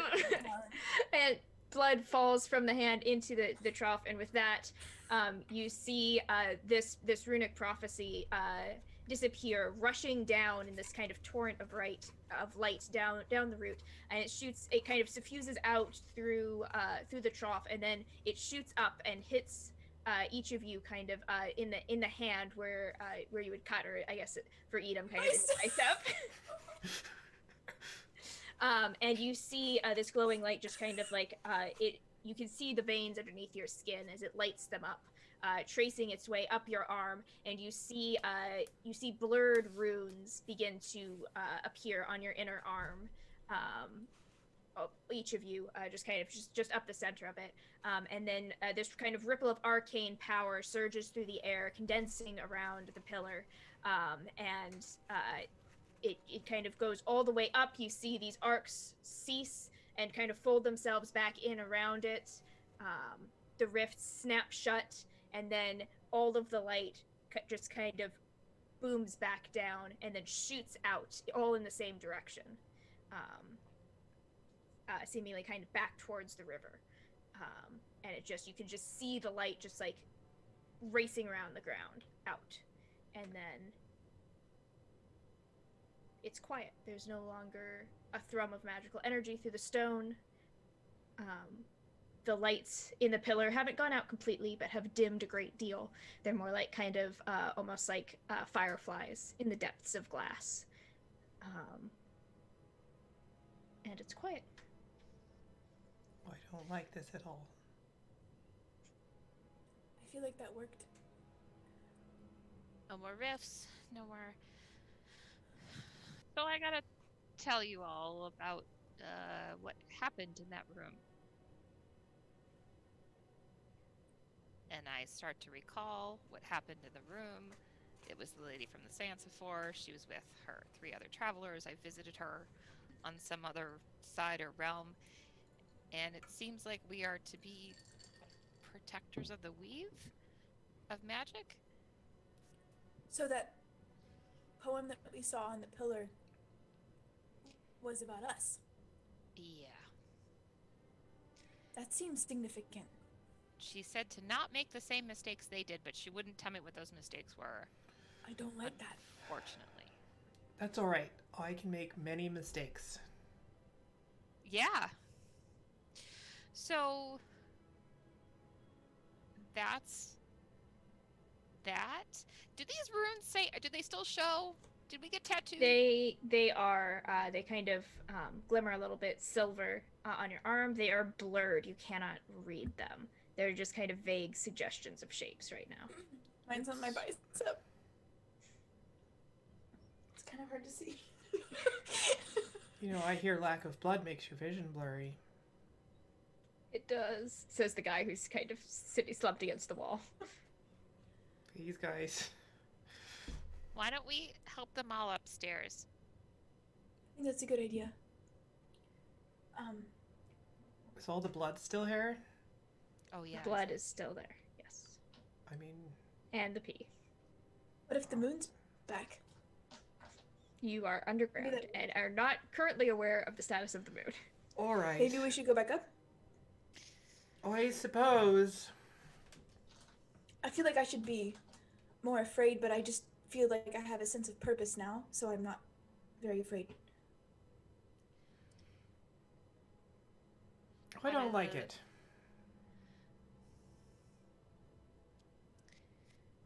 I'm sorry. I don't think you need to be sorry. I just want to know what's going to happen now. But that's always me. I'm always planning ahead, and it doesn't always work out. Your bullet journal is immaculate. I know this about you. Yes, it is. It's also very small Yeah. and doesn't encapsulate the magnitude of everything that I go through. So maybe I should stop journaling as of right now. Whoa, no. I'm not going to journal anymore unless I need to keep track of something. This is too big to put in a journal. I'm going to just say everything out loud now. It's worked for me for years. Okay. I think that... Are we part of a prophecy? Are we slaves now? The only thing I've ever known to mark things like this is people who own other people. Well, I don't see another person involved, so maybe not. Well, it's a big person that you can't see, probably. That guy is gone. Suspicious? I think so. It is suspicious. I don't think it's him. I Right. think this is bigger than him, and he was getting punished. But we're clearly now property of someone else. That's what this says. Well, it also makes me think, like, it's some kind of missive or something. Like, when we were in the courts and they would have mice carry the messages, sometimes they would put a little seal on the back of the mouse on the saddle, and it would mean that there was a very important message coming in on that mouse. So I think that we're just messengers or something like that, maybe. We're the mice in this metaphor. Yes, I like mice. me too. But the mice had a very nice pension plan. Some of them did. Some of them just drank it away. And I know, they were mostly my friends. Yeah, I tried to talk some sense into them, but hopefully we won't do that. Right. I don't It's a want bad anyone to idea. talk sense into me. That's the last thing I need in my mind. I mean drinking away the pension, Tofi. You know what I'm talking about. You know what Oh. kind of person I am. Right. A little bit. I think Are all that- of you still alive? We can continue to ascend during this conversation. As you've been talking, Pax has been kind of like poking around the outside. He's been kind of doing triage and kind of helping the people who are lying unconscious. He has turned over the woman who is dead and has kind of closed her eyes and kind of folded her arms across her chest. He had... How many spell slots did the lad have? I have kind of a problem with you, Pax. Me? Yes. Of the people in as this you're room. saying that, he's reached out and one of the others, he's cast a cure wounds on one of the others, and so the dragonborn kind of sits up and is kind of has her head in her hands and looks a little bit the worse for wear, and then he's just kind of triaging the others. All the people in this room, not going to point any fingers, somebody did not put any blood in the trough.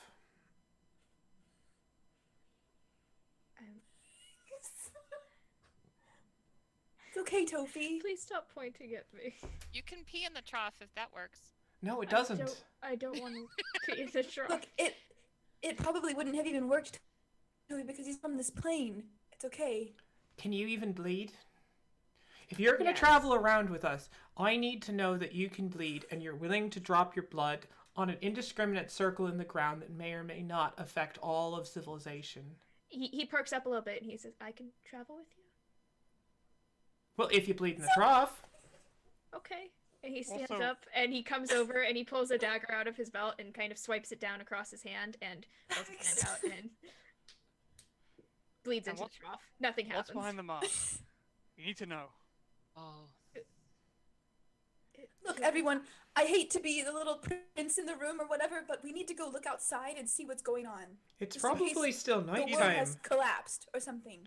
But Edom, there could be anything behind the owl mask. There could even be an owl. Well, we can find out outside too. He kind of like shrinks down on himself a little bit. He's, if I take it off, can I travel with you? Yeah. What kind Wait. of passive-aggressive hazing tactic is this? Of course you can Hold travel on. with us. Hold on. We don't know what's behind the mask yet. Well, that's what we're trying to figure out. But how can we commit to him traveling with us if we don't know what's behind the mask? Maybe it's something that shouldn't travel. Are you telling me he's too fragile to travel? Oh, I don't know. I don't know what's behind the mask.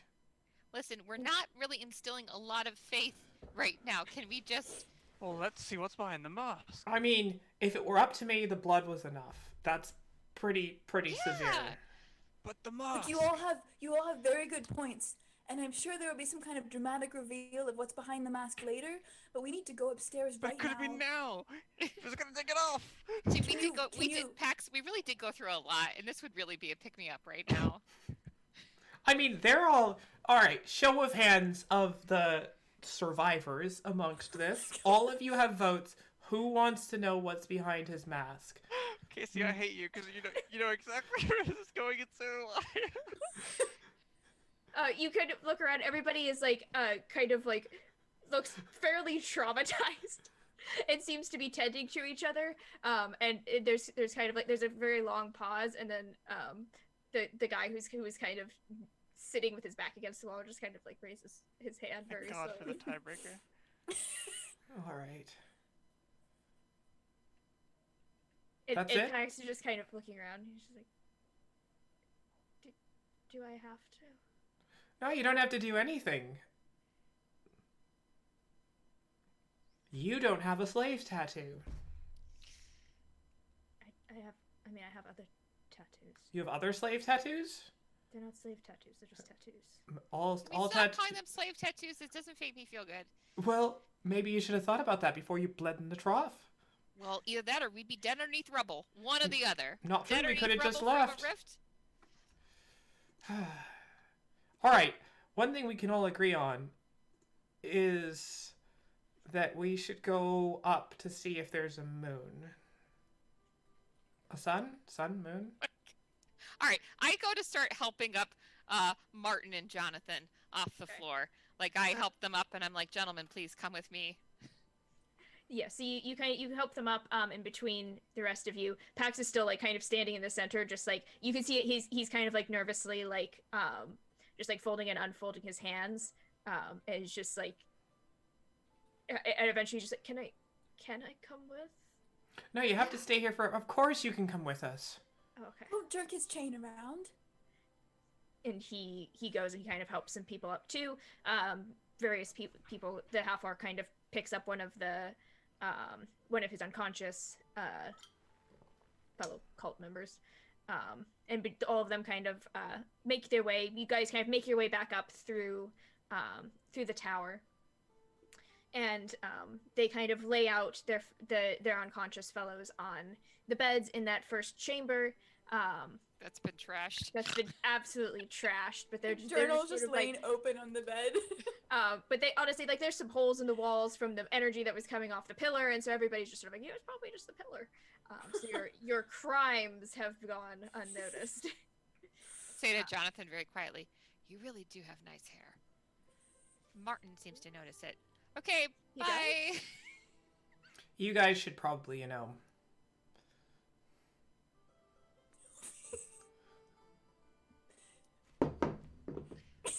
Yay! Tap dance?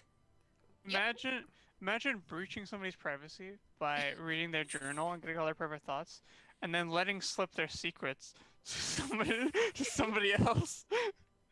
This is why I'm playing in a fantasy world. You guys should where I have. can do this. You guys should have just killed him. Imagine trying to take someone's mask off who's been traumatized by being forcibly expatriated from their country, and then Not trying to take somebody's mask off, just asking to see behind it. Over imagine and over peer again. pressuring them into taking their mask off. Yeah. Imagine. As we go upstairs, Eden will try to open Pynthia's hand to see what her rune looks like. Imagine trying to open. Like not covertly, just like, you know, saying like, "Can I see?" I think I'm used to. I will let it happen because I think I'm used to you like either Just tugging at invading me your or whatever. space. Treating you like a pack Like, animal because who like I love you very could be like much. like on your way to climb up me, right? Like it's a totally kind of a yeah. Mhm. Is it different from my rune? It is. Okay. But it is And I'll fly but it over. is similar. It seems to be similar in texture. It is blurred so that you can't quite see what it is, but it is definitely distinct from. And then I'll fly over to Sorry, what was that? Drox. Sorry, I can remember his name. Is it Drox or is it Drax? Drox. Not Drax. That's a different franchise. Okay. And then I'll ask him if I can see his hand. Sure. The hand will be shown. We all have different runes.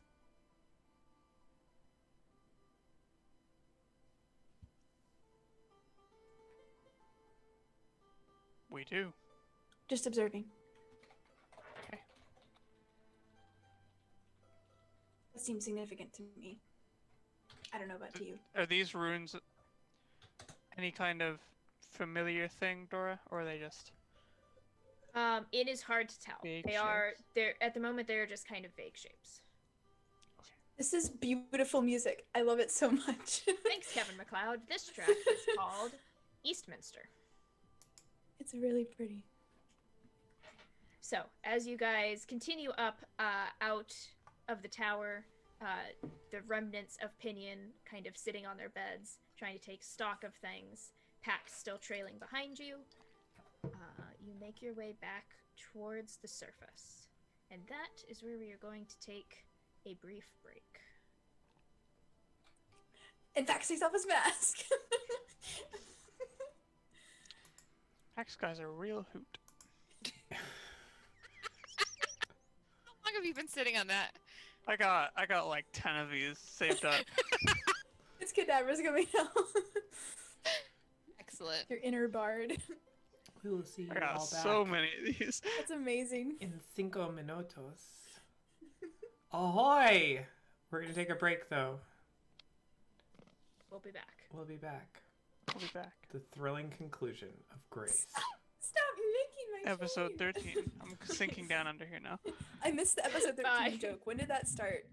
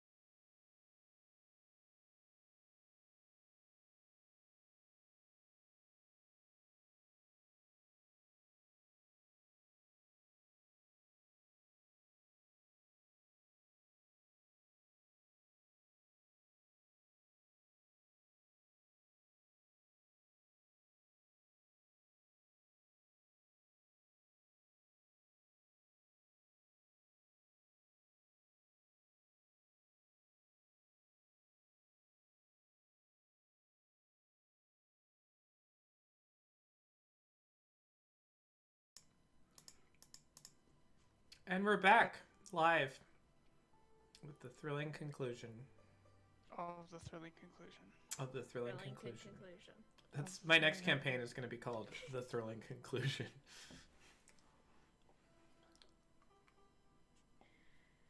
So, you guys make your way back up through the tower, through the sewers. Just the four of you, Pax kind of trailing a little bit behind. Pax, keep up. Sorry. It's okay, Pax. I don't know why they're hazing you. We're not even officially a group yet. What's hazing? Oh, we'll show you.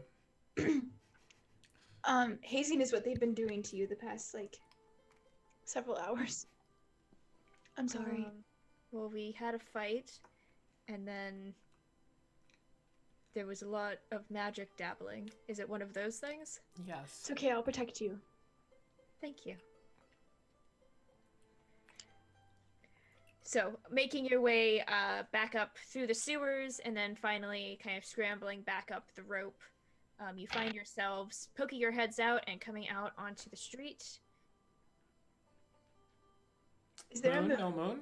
Looking up, you do in fact see the distant disk of the moon beginning to set.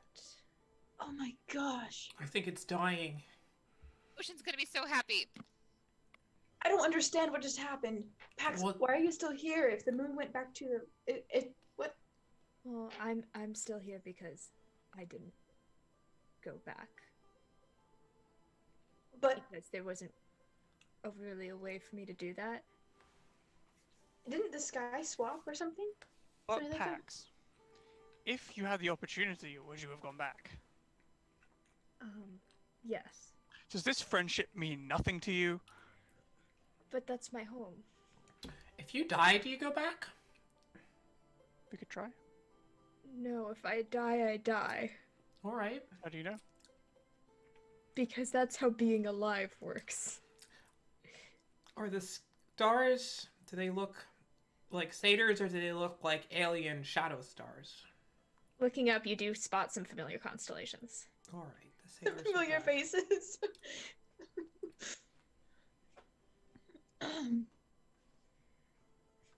So, as you guys kind of stand around looking at the stars, looking around, you do see a group of people coming towards you.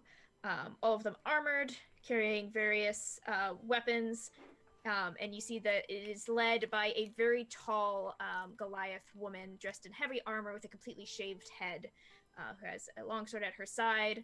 And you see them; they seem to be like kind of looking around, scanning around, and then they seem to focus on you. And she seems to start striding forward with purpose towards you. I sit on my stool. Okay. And so coming up, and she kind of looks all of you over, and she says, "Were you the ones that were fighting those weird dogs?" We Yeah. did fight some weird dogs.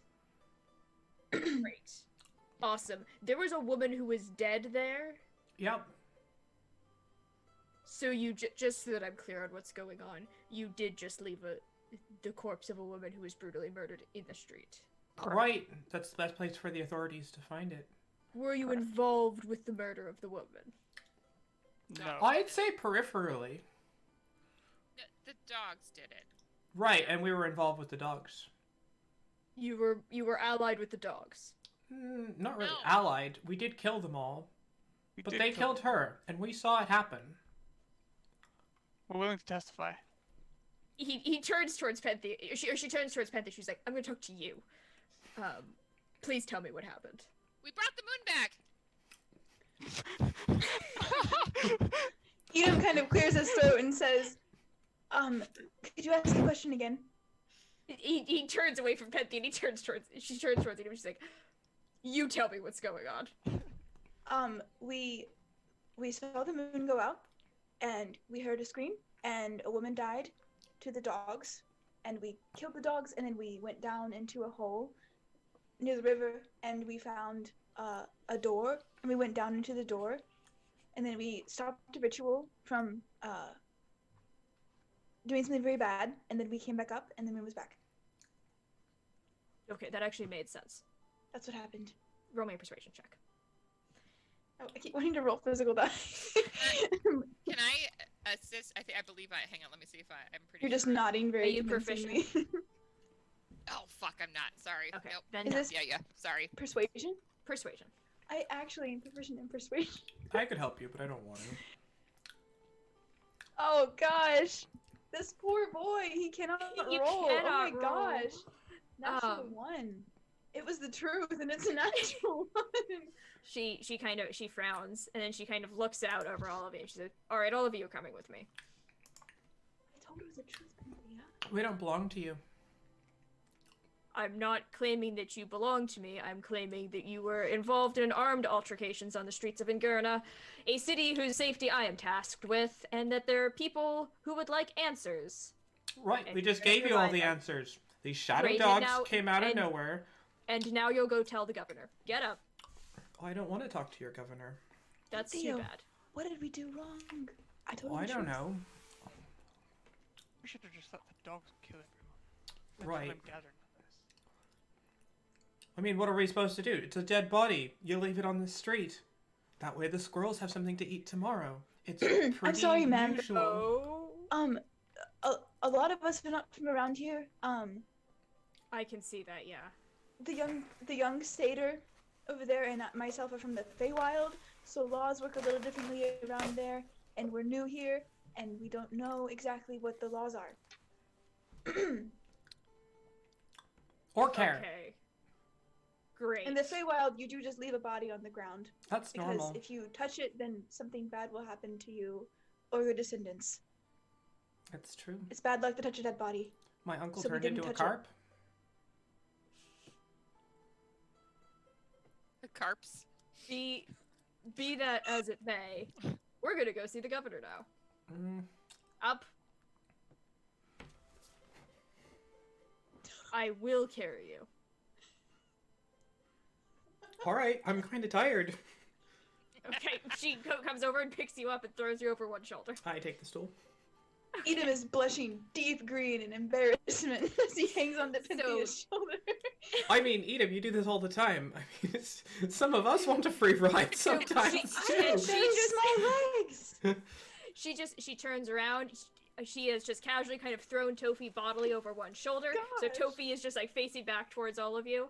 And the woman just seems entirely unfazed by any of this. I take a Um, nap. And she begins walking towards the north side of town.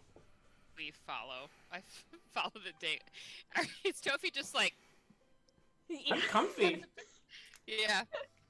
What's Drax doing? All you suckers have to walk. Drax. What's Drax Drax. doing? Not Sorry, Drax. Beth. I'm sorry, Beth. Drax. Bullshit.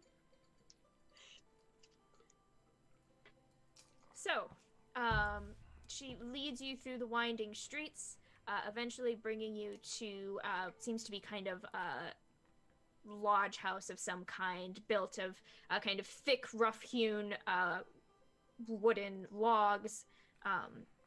Very much, it looks older than a lot of the buildings around it.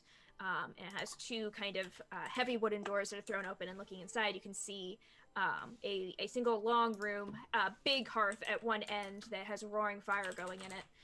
And seated at the table are 5 figures.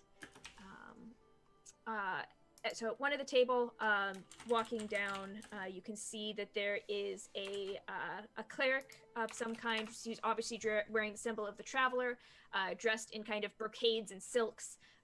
This kind of almost indolent figure kind of lounging in a chair, one foot kicked up on the table. There's a very small gnomish woman wearing kind of a very well-made but unostentatious dress with a clean apron over it. And next to her, there's this kind of balding gnomish man who has this kind of very permanently sour look on his face. They kind of seem to be talking, although neither of them looks particularly happy to be talking to the other. And at the other end of that table, finally, there is an elven woman in kind of very gauzy robes, who's kind of sitting with her chin in one hand, just kind of very boredly staring into the fire. And then at the other table, kind of kicked back in a chair, is a very tired-looking but young human man with dark skin and kind of like long, very neatly groomed dreadlocks, who's dressed in armor, has a glaive kind of leaning up on the table beside him, and he's just kind of sitting there, to one kind of his fingers kind of steepled at his temple, and as you come in, led by this Goliath woman, who, as she comes in, just kind of steps into the center, dumps Tofi on the ground, and then gives a bow to the man, and he kind of nods. He says, "Zala," and he looks at the collection of you and says, "Are these the perpetrators?" And Zala just kind of goes, "They're yours Crack now." detective work at its finest. And she turns with her guards, and you can see that they kind of file out, the guards kind of taking up spaces on the outside, and she closes the door and kind of stands in front of the doors.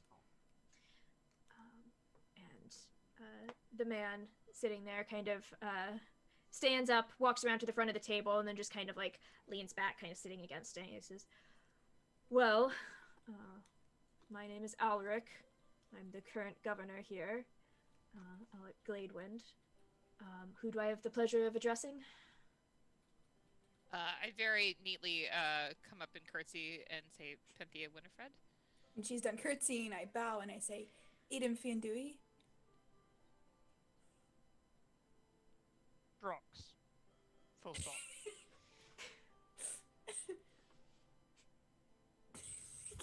And he looks down at Tofi. What? That's a very You're supposed to unique name. introduce yourself. Right. I usually have people for that.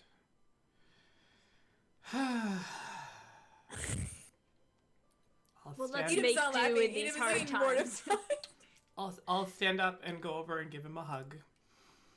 You can see him tense. You can see Zala on the other side as well, tense. And he kind of like, a hand goes to his belt, and then when he realizes what you're doing, he kind of very slowly and tentatively pats you on the back. All right. I'll pat him on the back. It's all gonna be okay. I know your job must be really stressful, and I just want you to know that it's all gonna be okay. Sometimes we just need people to hug us and tell us that everything's gonna be okay. She's Thank kind of you. right. Do you have a name? I do. Great comforter of man. Yeah. What is it? My name's Tofi. You should have asked that first. I Been did. more direct. It's a pleasure to meet you, Tofi. Right. Are we done? I think you need a little bit more, actually. You seem Okie really dokie. on edge. Now, It's been a long night. what seems to be the problem here? I think we fixed most of your problems. So thank you is usually what you say after that. But We'll get to that. no, bring it in. All right. Now that everyone's calm, I think she needs a hug too. I would like to say, on behalf of myself and all of my friends, that the moon is back. Yes, we did see that. We did do that. Great. And you can see the elven woman on the other side of the table kind of leans forward. She's like, "And how exactly did you do that?" I have no idea. But we did a bunch of things, and the moon was gone. We did a bunch of things. We came back, and the moon is back. I can try telling you. It didn't seem to work really last time I tried, but I can try again. All right. Well, before you do that, let me introduce the council as well, since they don't much like being ignored. And he kind of just like he has this kind of expression on his face, like he could maybe stand personally to ignore them a little bit. But he gestures and says, "This is Delphine," and he gestures at kind of the elf, and she just looks at you with this absolutely crushing amount of disdain. All right, I'll give her a hug. She kind of like stumbles backwards trying to get out of the way. Edom stands up a little straighter and looking desperate to prove himself, which is just very clear. This is little body language, but he did. It's just very clear. And so as Delphine is like scrambling back and trying to get away from Tofi, Alric just seems to ignore this and keeps going down the line, and says, "This is Keltor, Venman, and Kristoff." Keltor just kind of offers you a hand for a handshake. Which one is Keltor? I hug him. Keltor you? is I'm so the sorry. balding, Just so I know. balding gnomish man. Uh-huh. Venmin is the gnomish woman. No, miss. Gnomes. I want to hug them. And Kristoff is the half elf with the wearing the symbol of the traveler. Okay. Thank you. One more time for the half elf. I'm sorry. Kristoff. Thank you.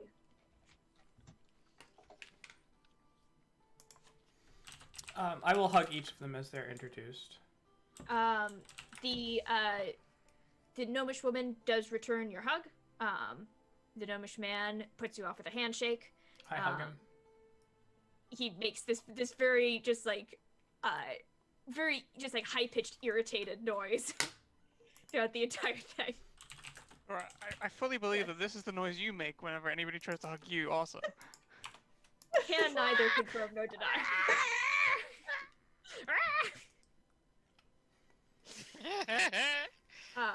And then the Kristoff just hugs you back.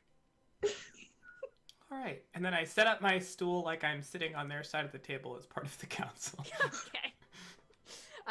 The only place there's really room is next to Kristoff, and Kristoff kind of like looks over and just kind of gives you a very approving nod, and then just kind of like plants his feet on the edge of the table and kind of leans back in his chair. So it kind of goes back on two legs. Eat him is squirmy. Now that that's out of the way, why don't we start from the beginning? So we heard these dogs, and sounded like they were going to attack the rest of the city. So we dispatched them, and unfortunately we couldn't take care of the dogs. But then we realized there was other stuff happening below the city and the rivers, and we continued to go there. And In the river, you said. Mm-hmm. That's a fairly major source of water in the city. Is it something that we need to be concerned about? Oh, the water seemed fine. All right. There may be a little There was blood like in a- it. Maybe. Well, maybe a little bit of blood, but there's a certain amount of blood that's all right to have in a sewer system. It's true. Well, It's we were- okay we to were have a little developing- bit of blood in your running water. I we were- love how- Anyway, I think everything's okay now, but there was a we rescued magical this. school Yeah, we rescued or something. them because this guy was bleeding them to open this thing. So what guy? His name is Moron. I mean, Moron. Moran. I've been hanging out with Moran? Tuffy too much. Too much is 3 hours. yeah. You've correctly assessed my character. All right. So there was somebody, plotting against the city, plotting Well, against the moon. I don't know. Well, but whatever he did took the moon away, and there was all these rifts that were opening up portals to other worlds, and who knows, there might be missing people all over the city because they might have fallen through rifts, or missing items. If you have a lot of thefts that are reported right now, it might be that they just fell into. I dropped a pencil into one of the rifts, and it just went bloop, and it went. So we closed it, and the moon is back. Yes, the evidence suggests that what he did took the moon away, because when we stopped what he was doing, the moon came back. And what was he doing? Well, we're not really sure about that, but there was some sort of blood statue ritual or something happening. And there are some, what I think might be arcane focuses or something, down there at the bottom of the tower. And there was a lot of magical potential, and then the fabric of reality was falling apart. But that's all I know. I mean, the moon doesn't disappear every day, or any day, so these things might sound really weird, but you have to believe us. Also, we're not really sure what happened. No, I'm just not giving at all. you eyewitness account. Right. Are you able to give Zala directions to this ritual site? yes, we can take you there, but I feel like it's that kind of thing that once you look back behind you, it's not there anymore. But we can try. Let's try. Okay. We give her directions. And she does kind of come forward and takes notes on them. He may have. He also there. Just full disclosure, there is probably another dead body down there because he bled her to death. All right. And he kind of like looks up at Zala and he says, "Beware of corpses." And she just kind of rolls her eyes. Well, Yes, okay. sir. All right. So blood magic under the city. Yes. And a moron, Moran. a moran. Yeah. Yes. But you can call him that in your head if you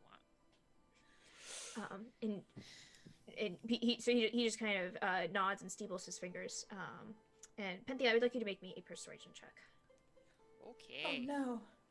Okay. Can I assist on this? Because I'm Are you trained? proficient. I am proficient. I have a Then dot yes. there. Okay. Yes, you can. You have advantage. Ooh. 22. Yeah, so Art kind of nods and steebles his fingers. He says, I look as Alright. angelic as possible. all right. And he kind of nods and just like kind of leans back, and he seems to just be kind of naughty because the lines of his shoulders relax a little bit. And then behind him you hear the gnomish man say, "Oh, look, we can't just go around believing anybody who comes in. I mean, look at them." And he gestures at the four of you, and then like turns over and like gestures at Pax as well, who's been kind of hanging off to the side, looking very uncomfortable. I puff my chest up. There's strangers coming into this city claiming blood magic is being done underneath the streets. This is ridiculous. I mean, we're just taking their word for it that all of these strange things have been happening. They admitted to being in a place where a murder took place, and we're just taking their word for it that they had nothing to do with it. Objection, Mr. Mayor. I'm not the mayor. Somebody's the mayor. If you're not the mayor, then I'm the mayor. Objection sustained, Tofi. Thank you, Tofi. My friend Edom here has told you the same story twice. And by Feywild rule, that means that the story is true.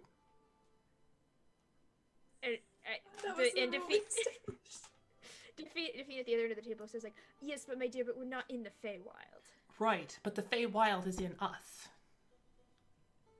Wonderful. Well, the next time that we have to hold a trial in your hearts, I guess will be good. But here in the real world, we have other things that we need to speak to.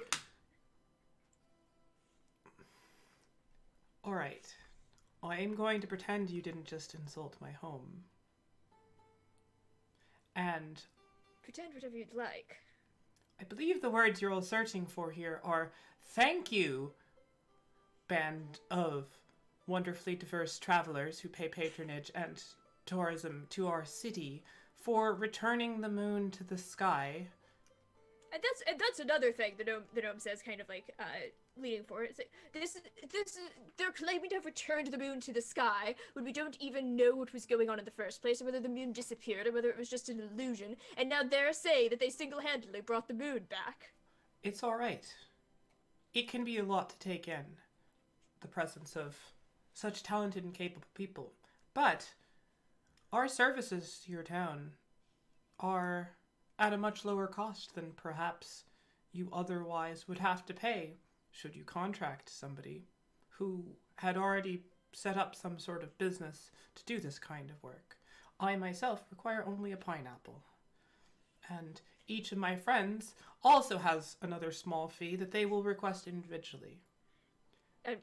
Zala also, like, as she's in the middle of, like, still, like, writing down what Edom had told her for directions, and then she looks and she's like, "Oh, sir, by the way, there was a report from the market that somebody did steal a pineapple." Oh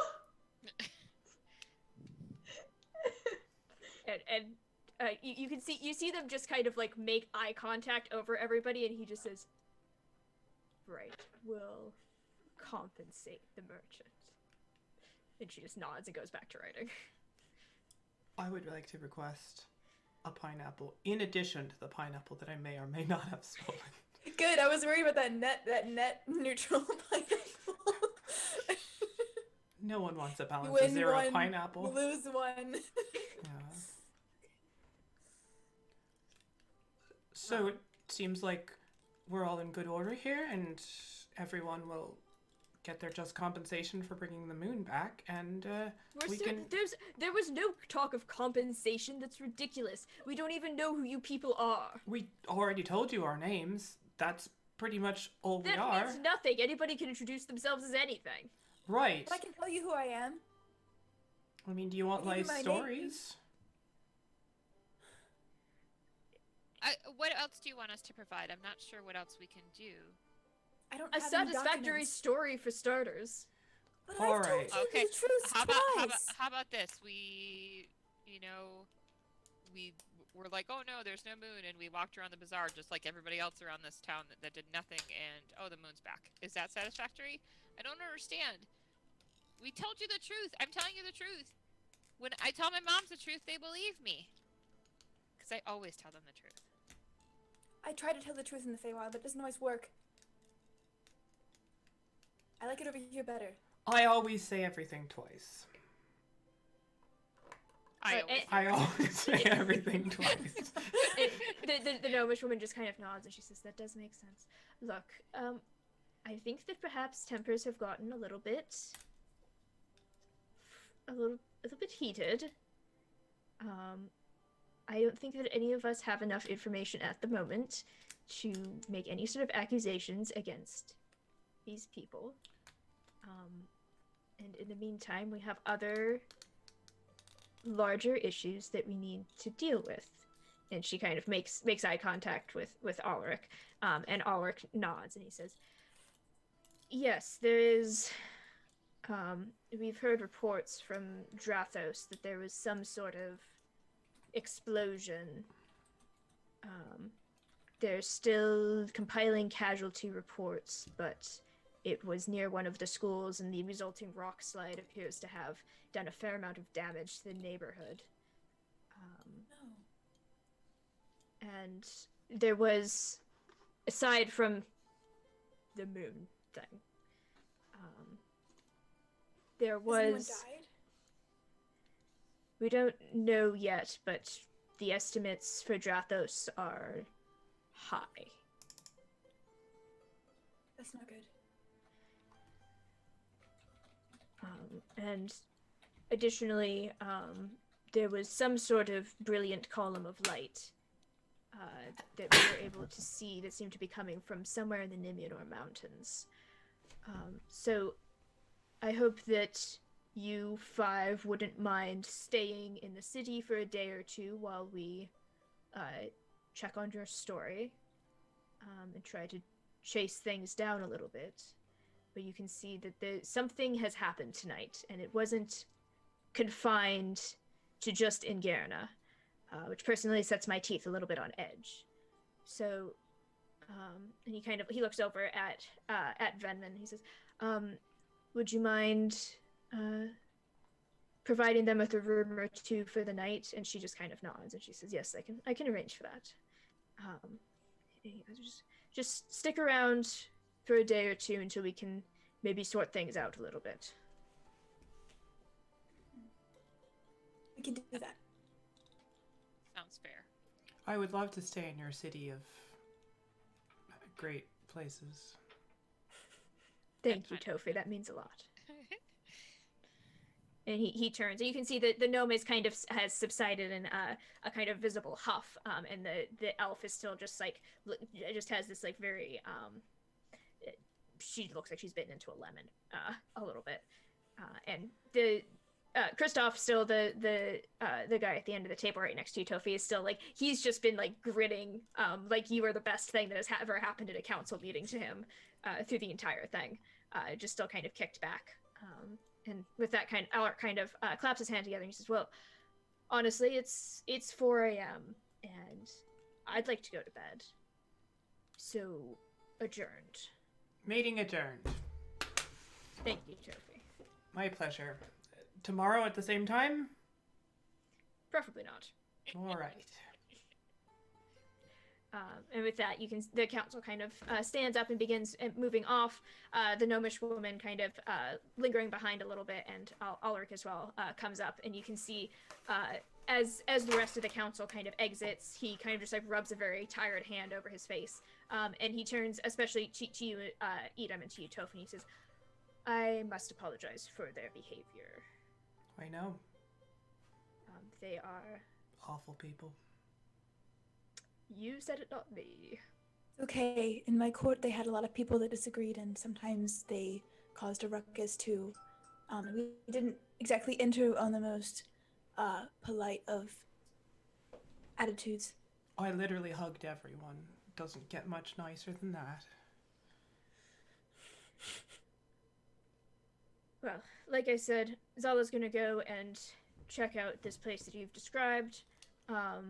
Personally, I believe all of you.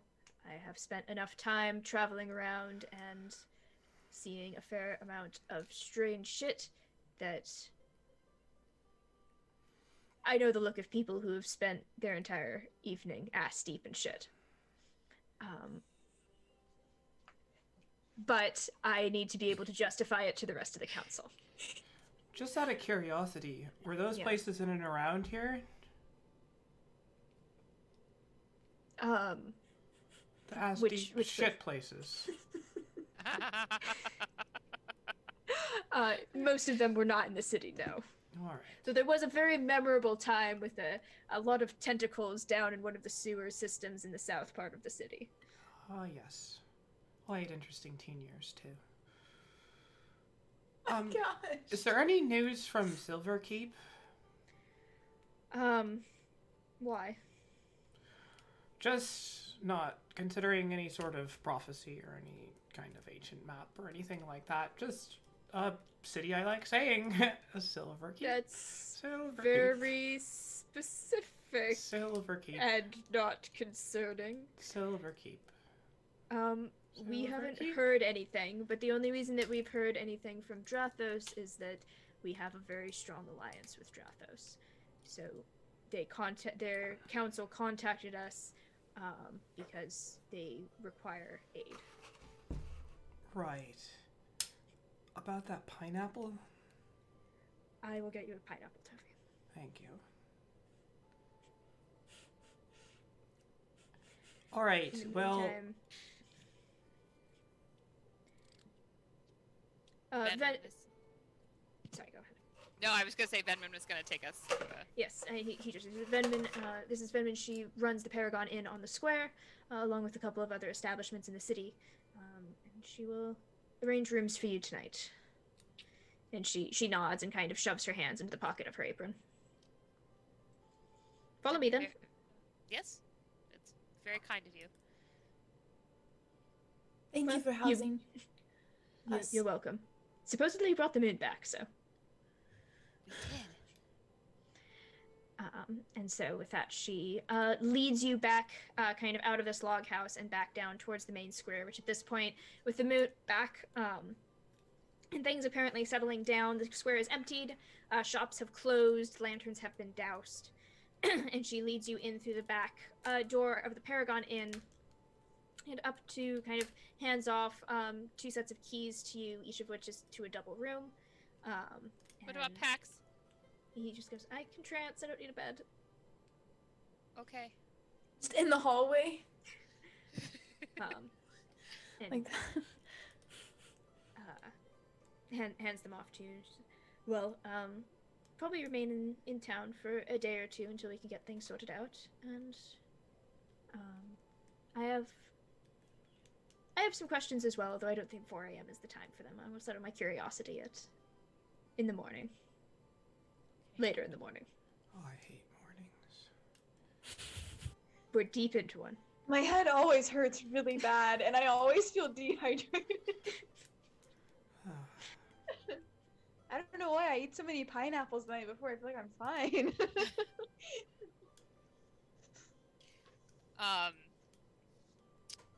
Edom, would you want to share a room? If you're okay with that, we could keep doing that. Yes, that'd be fine. If that's okay with you two. If you want to, Drax, or if you want to... I don't We know can how you swap it want up to do if this. you want. Help me! Help you what? Don't leave me with her. Okay, Drax, do you want to room with me? We can hang out. Tofi and I can hang out because we're You're like maybe we can talk about the Feywild. yeah. There's no winning here. Wait a minute, I'm bad? You don't want to room with me either? Summoned a tentacle out of the ground. I won't do it while I'm sleeping. Can you? Never room with a warlock. I mean, not that I know of. They always have weird dreams. Well, if it's any consolation, I'm 98% sure that they're going to try to murder us in our sleep. Ooh. Thank God. All those people. All right. Oh, you're right. I didn't think about that. You know what, I'm new Drax? to that. You pick who you want to room with because you seem to have an issue with people. That is my weasel. Oh, no. Your weasel is dead. Do you want to snuggle with Oh, my cat, Hex? Now you mention it. You're sounding a lot more appealing now. I forgot about the Yeah. cat. Yeah. And Hex just peeks his head out of my bag and goes, Yes. okay. All right. Can I borrow a corner of room from someone? I mean, Yes, you Edith's can stay with any of Edith's us. not gonna take up a whole bed. I won't be sleeping in a True. bed. There's I'll just extra be- room. On a Alright. pillow on the ground.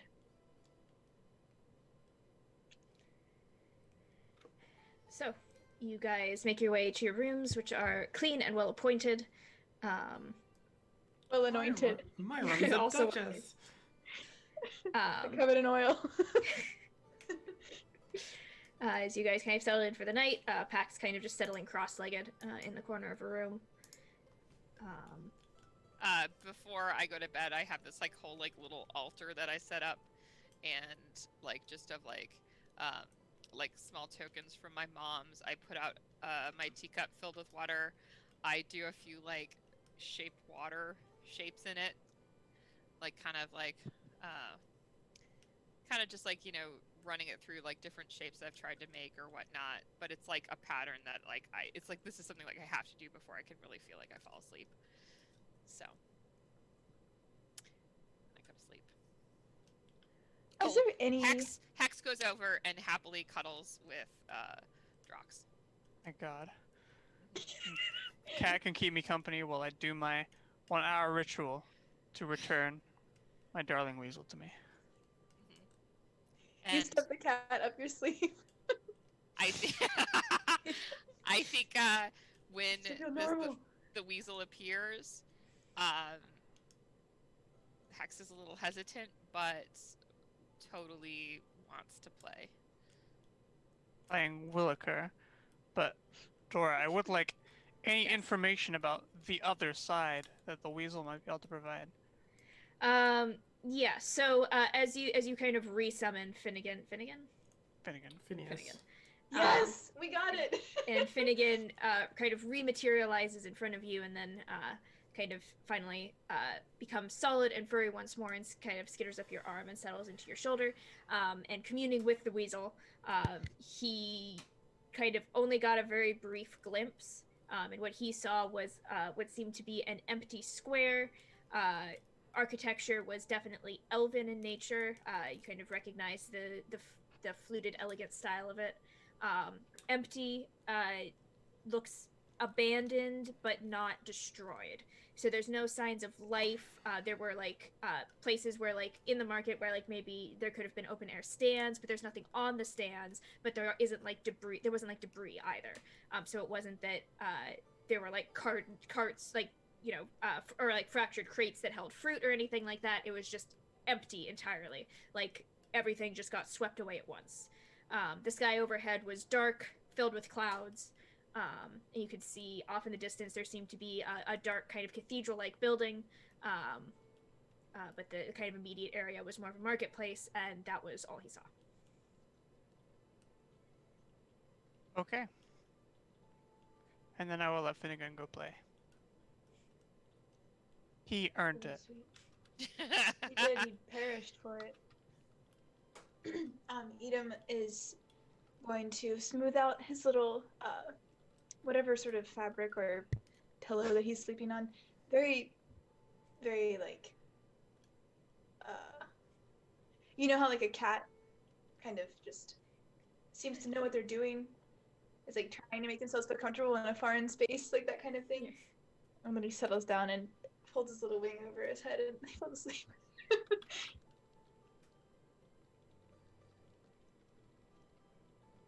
All right. Tofi lies on her back and snores the entire night. Drox, you made a good choice. Poor Pax. Edom. And with that, the moon sets, the sun rises, and all of you sleep through it. And finally, late morning dawns over the city of Ingerna. Questions still lying in front of you, people to meet, places to go. But that is where we will end tonight's session. Oh, okay. Can I, this is probably premature, but can I toggle that we got a long rest and I can Yes. remove that one level of exhaustion? Correct. You've all Okay. achieved a long rest. Yeah, I don't know. Sounds like bringing back the moon sounds like a milestone. I agree. No, I it's, suppose it can be a No, milestone. we shouldn't wiggle it out of her. We should let it happen naturally. Listen, Nope, you we just have to wiggled ask. out of her. you have to ask. It's But a, I don't if want a no, it to a be no's a over no. Listen, already. But she just Listen. said yes. We just returned the fucking sun/moon space thing. That doesn't get more milestoney than that. you guys Yeah. clearly Okay. killing the city Right. council is the milestone here.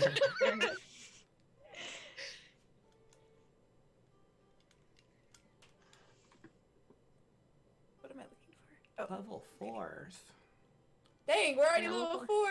It's going Level too 4. fast. Level 20 by next week. No, stop. My characters.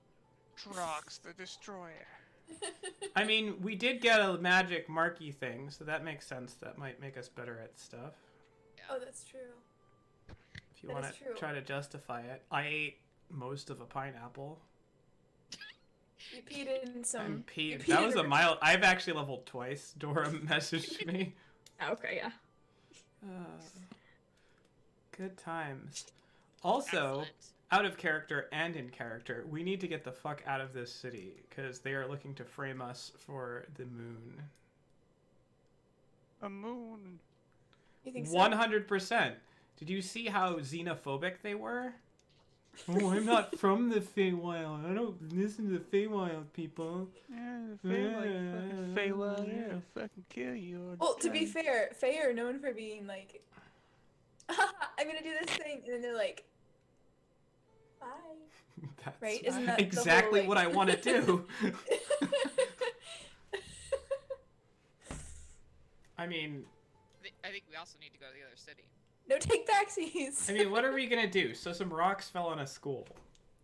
What are we gonna do? Like, oh look, there's some crushed children.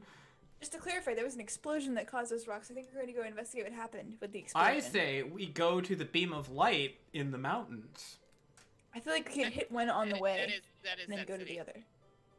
That's the same city. Oh, it's the same one. No, I thought there's a different that. beam of light in the mountains. In a different the same. place. There's Drathos, right? And then Drathos had the Drathos. beam of light in the mountains. He said that there was a beam of light in the mountains, and then the Drathos was a separate news item. Oh, all right. Oh, okay. You're Which right, is we why got- I asked about Silverkeep, because that's the only place. I don't know what the feather means, but if there's a war banner in Silverkeep, that's where we should go. Well, the other city was in the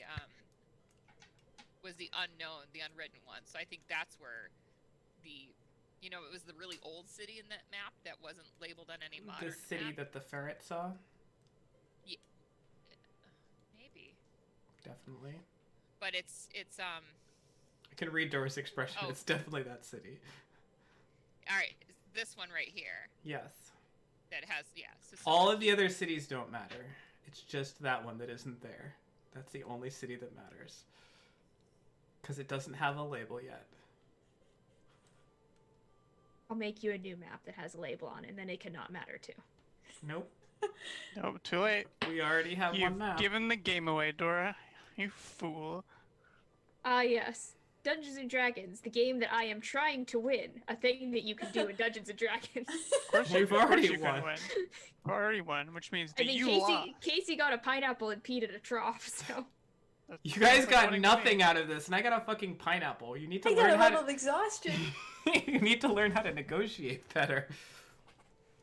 I said each of you could make a request too. I was sitting at the council. Like literally sitting at the council. You're working from the inside I am, and the outside. and the outside. If you drink a potion and then pee, is your pee magical? No. If your kidneys don't work. you absorb the magic, right? I don't know. I've never drank a potion before, Cookie. I feel like if you drink something I- and the same thing comes out of your body, your kidneys have failed. Well, I think there's something wrong. Do kidneys deal with magic though? If you guys force me to make a ruling on whether or not pee counts as magical, I am going to kill all of you. I think It's about We're all the gonna necrons, die Dora. next- It's about the next- necrons. it's the same thing as taking a vitamin, right? Whatever vitamins you don't absorb, you pee that out. So if there's any Yeah. residual magic, you don't. Extra Absorb. magic. Genius. Wow, that Great. was like a really well thought out response. Oh my gosh. I mean, that's what I was thinking. Really smart. Well, mechanics to consider. Mechanics to consider. I'd really rather not. Precedent we'll do it is for you. set.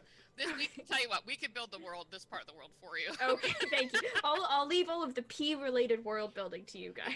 The urination, divinations, all that kind of stuff. I It's mean, we great. already made some stool jokes, so. What school of magic are you? Urination. Now, this is a challenge. One of you needs to say stool in tomorrow night's campaign so we can have the stool trifecta, because I said stool on Monday. Yeah. Tonight. I hate that this followed the urination discussion. We're covering all the bodily functions. Cool. Well, any last Get ready. wishes or words? I don't have anything. I can't do this. We're gonna I need a forgot your wrap to send us out. I hear that Michaela had a rap today. No, I No? don't. You don't have a rap. I don't even have a funny response to that. The response is just no. Just terror I'm at the sorry idea for the of dead rap. air. I just Thank can't, you I'm all sorry. for watching. I guess people don't like you enough to give you a final wrap. What about you, Casey? I hear you listen to hip hop. I repeatedly said that I don't.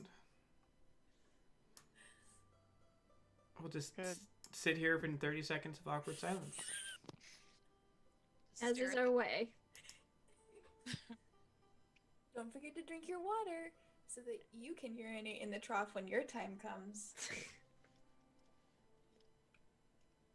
The urination time.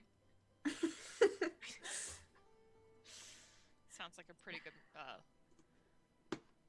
wisdom to close out on. Put us out of our misery, I am begging you. No? Okay. Guess we'll just suffer then. I'm gonna give you a piss of my mind. You guys know she is counting to 30, right? Yes, I do. When Still Casey says she'll do it, she's committing to Still really painful. It still hurts. We're not kidding around.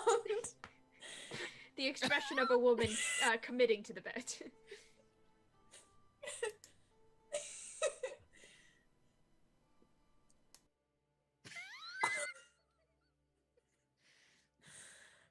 You guys, I'm sorry for all this dead air. This is not a podcast. This is a video broadcast. We're still on. Was audio still on?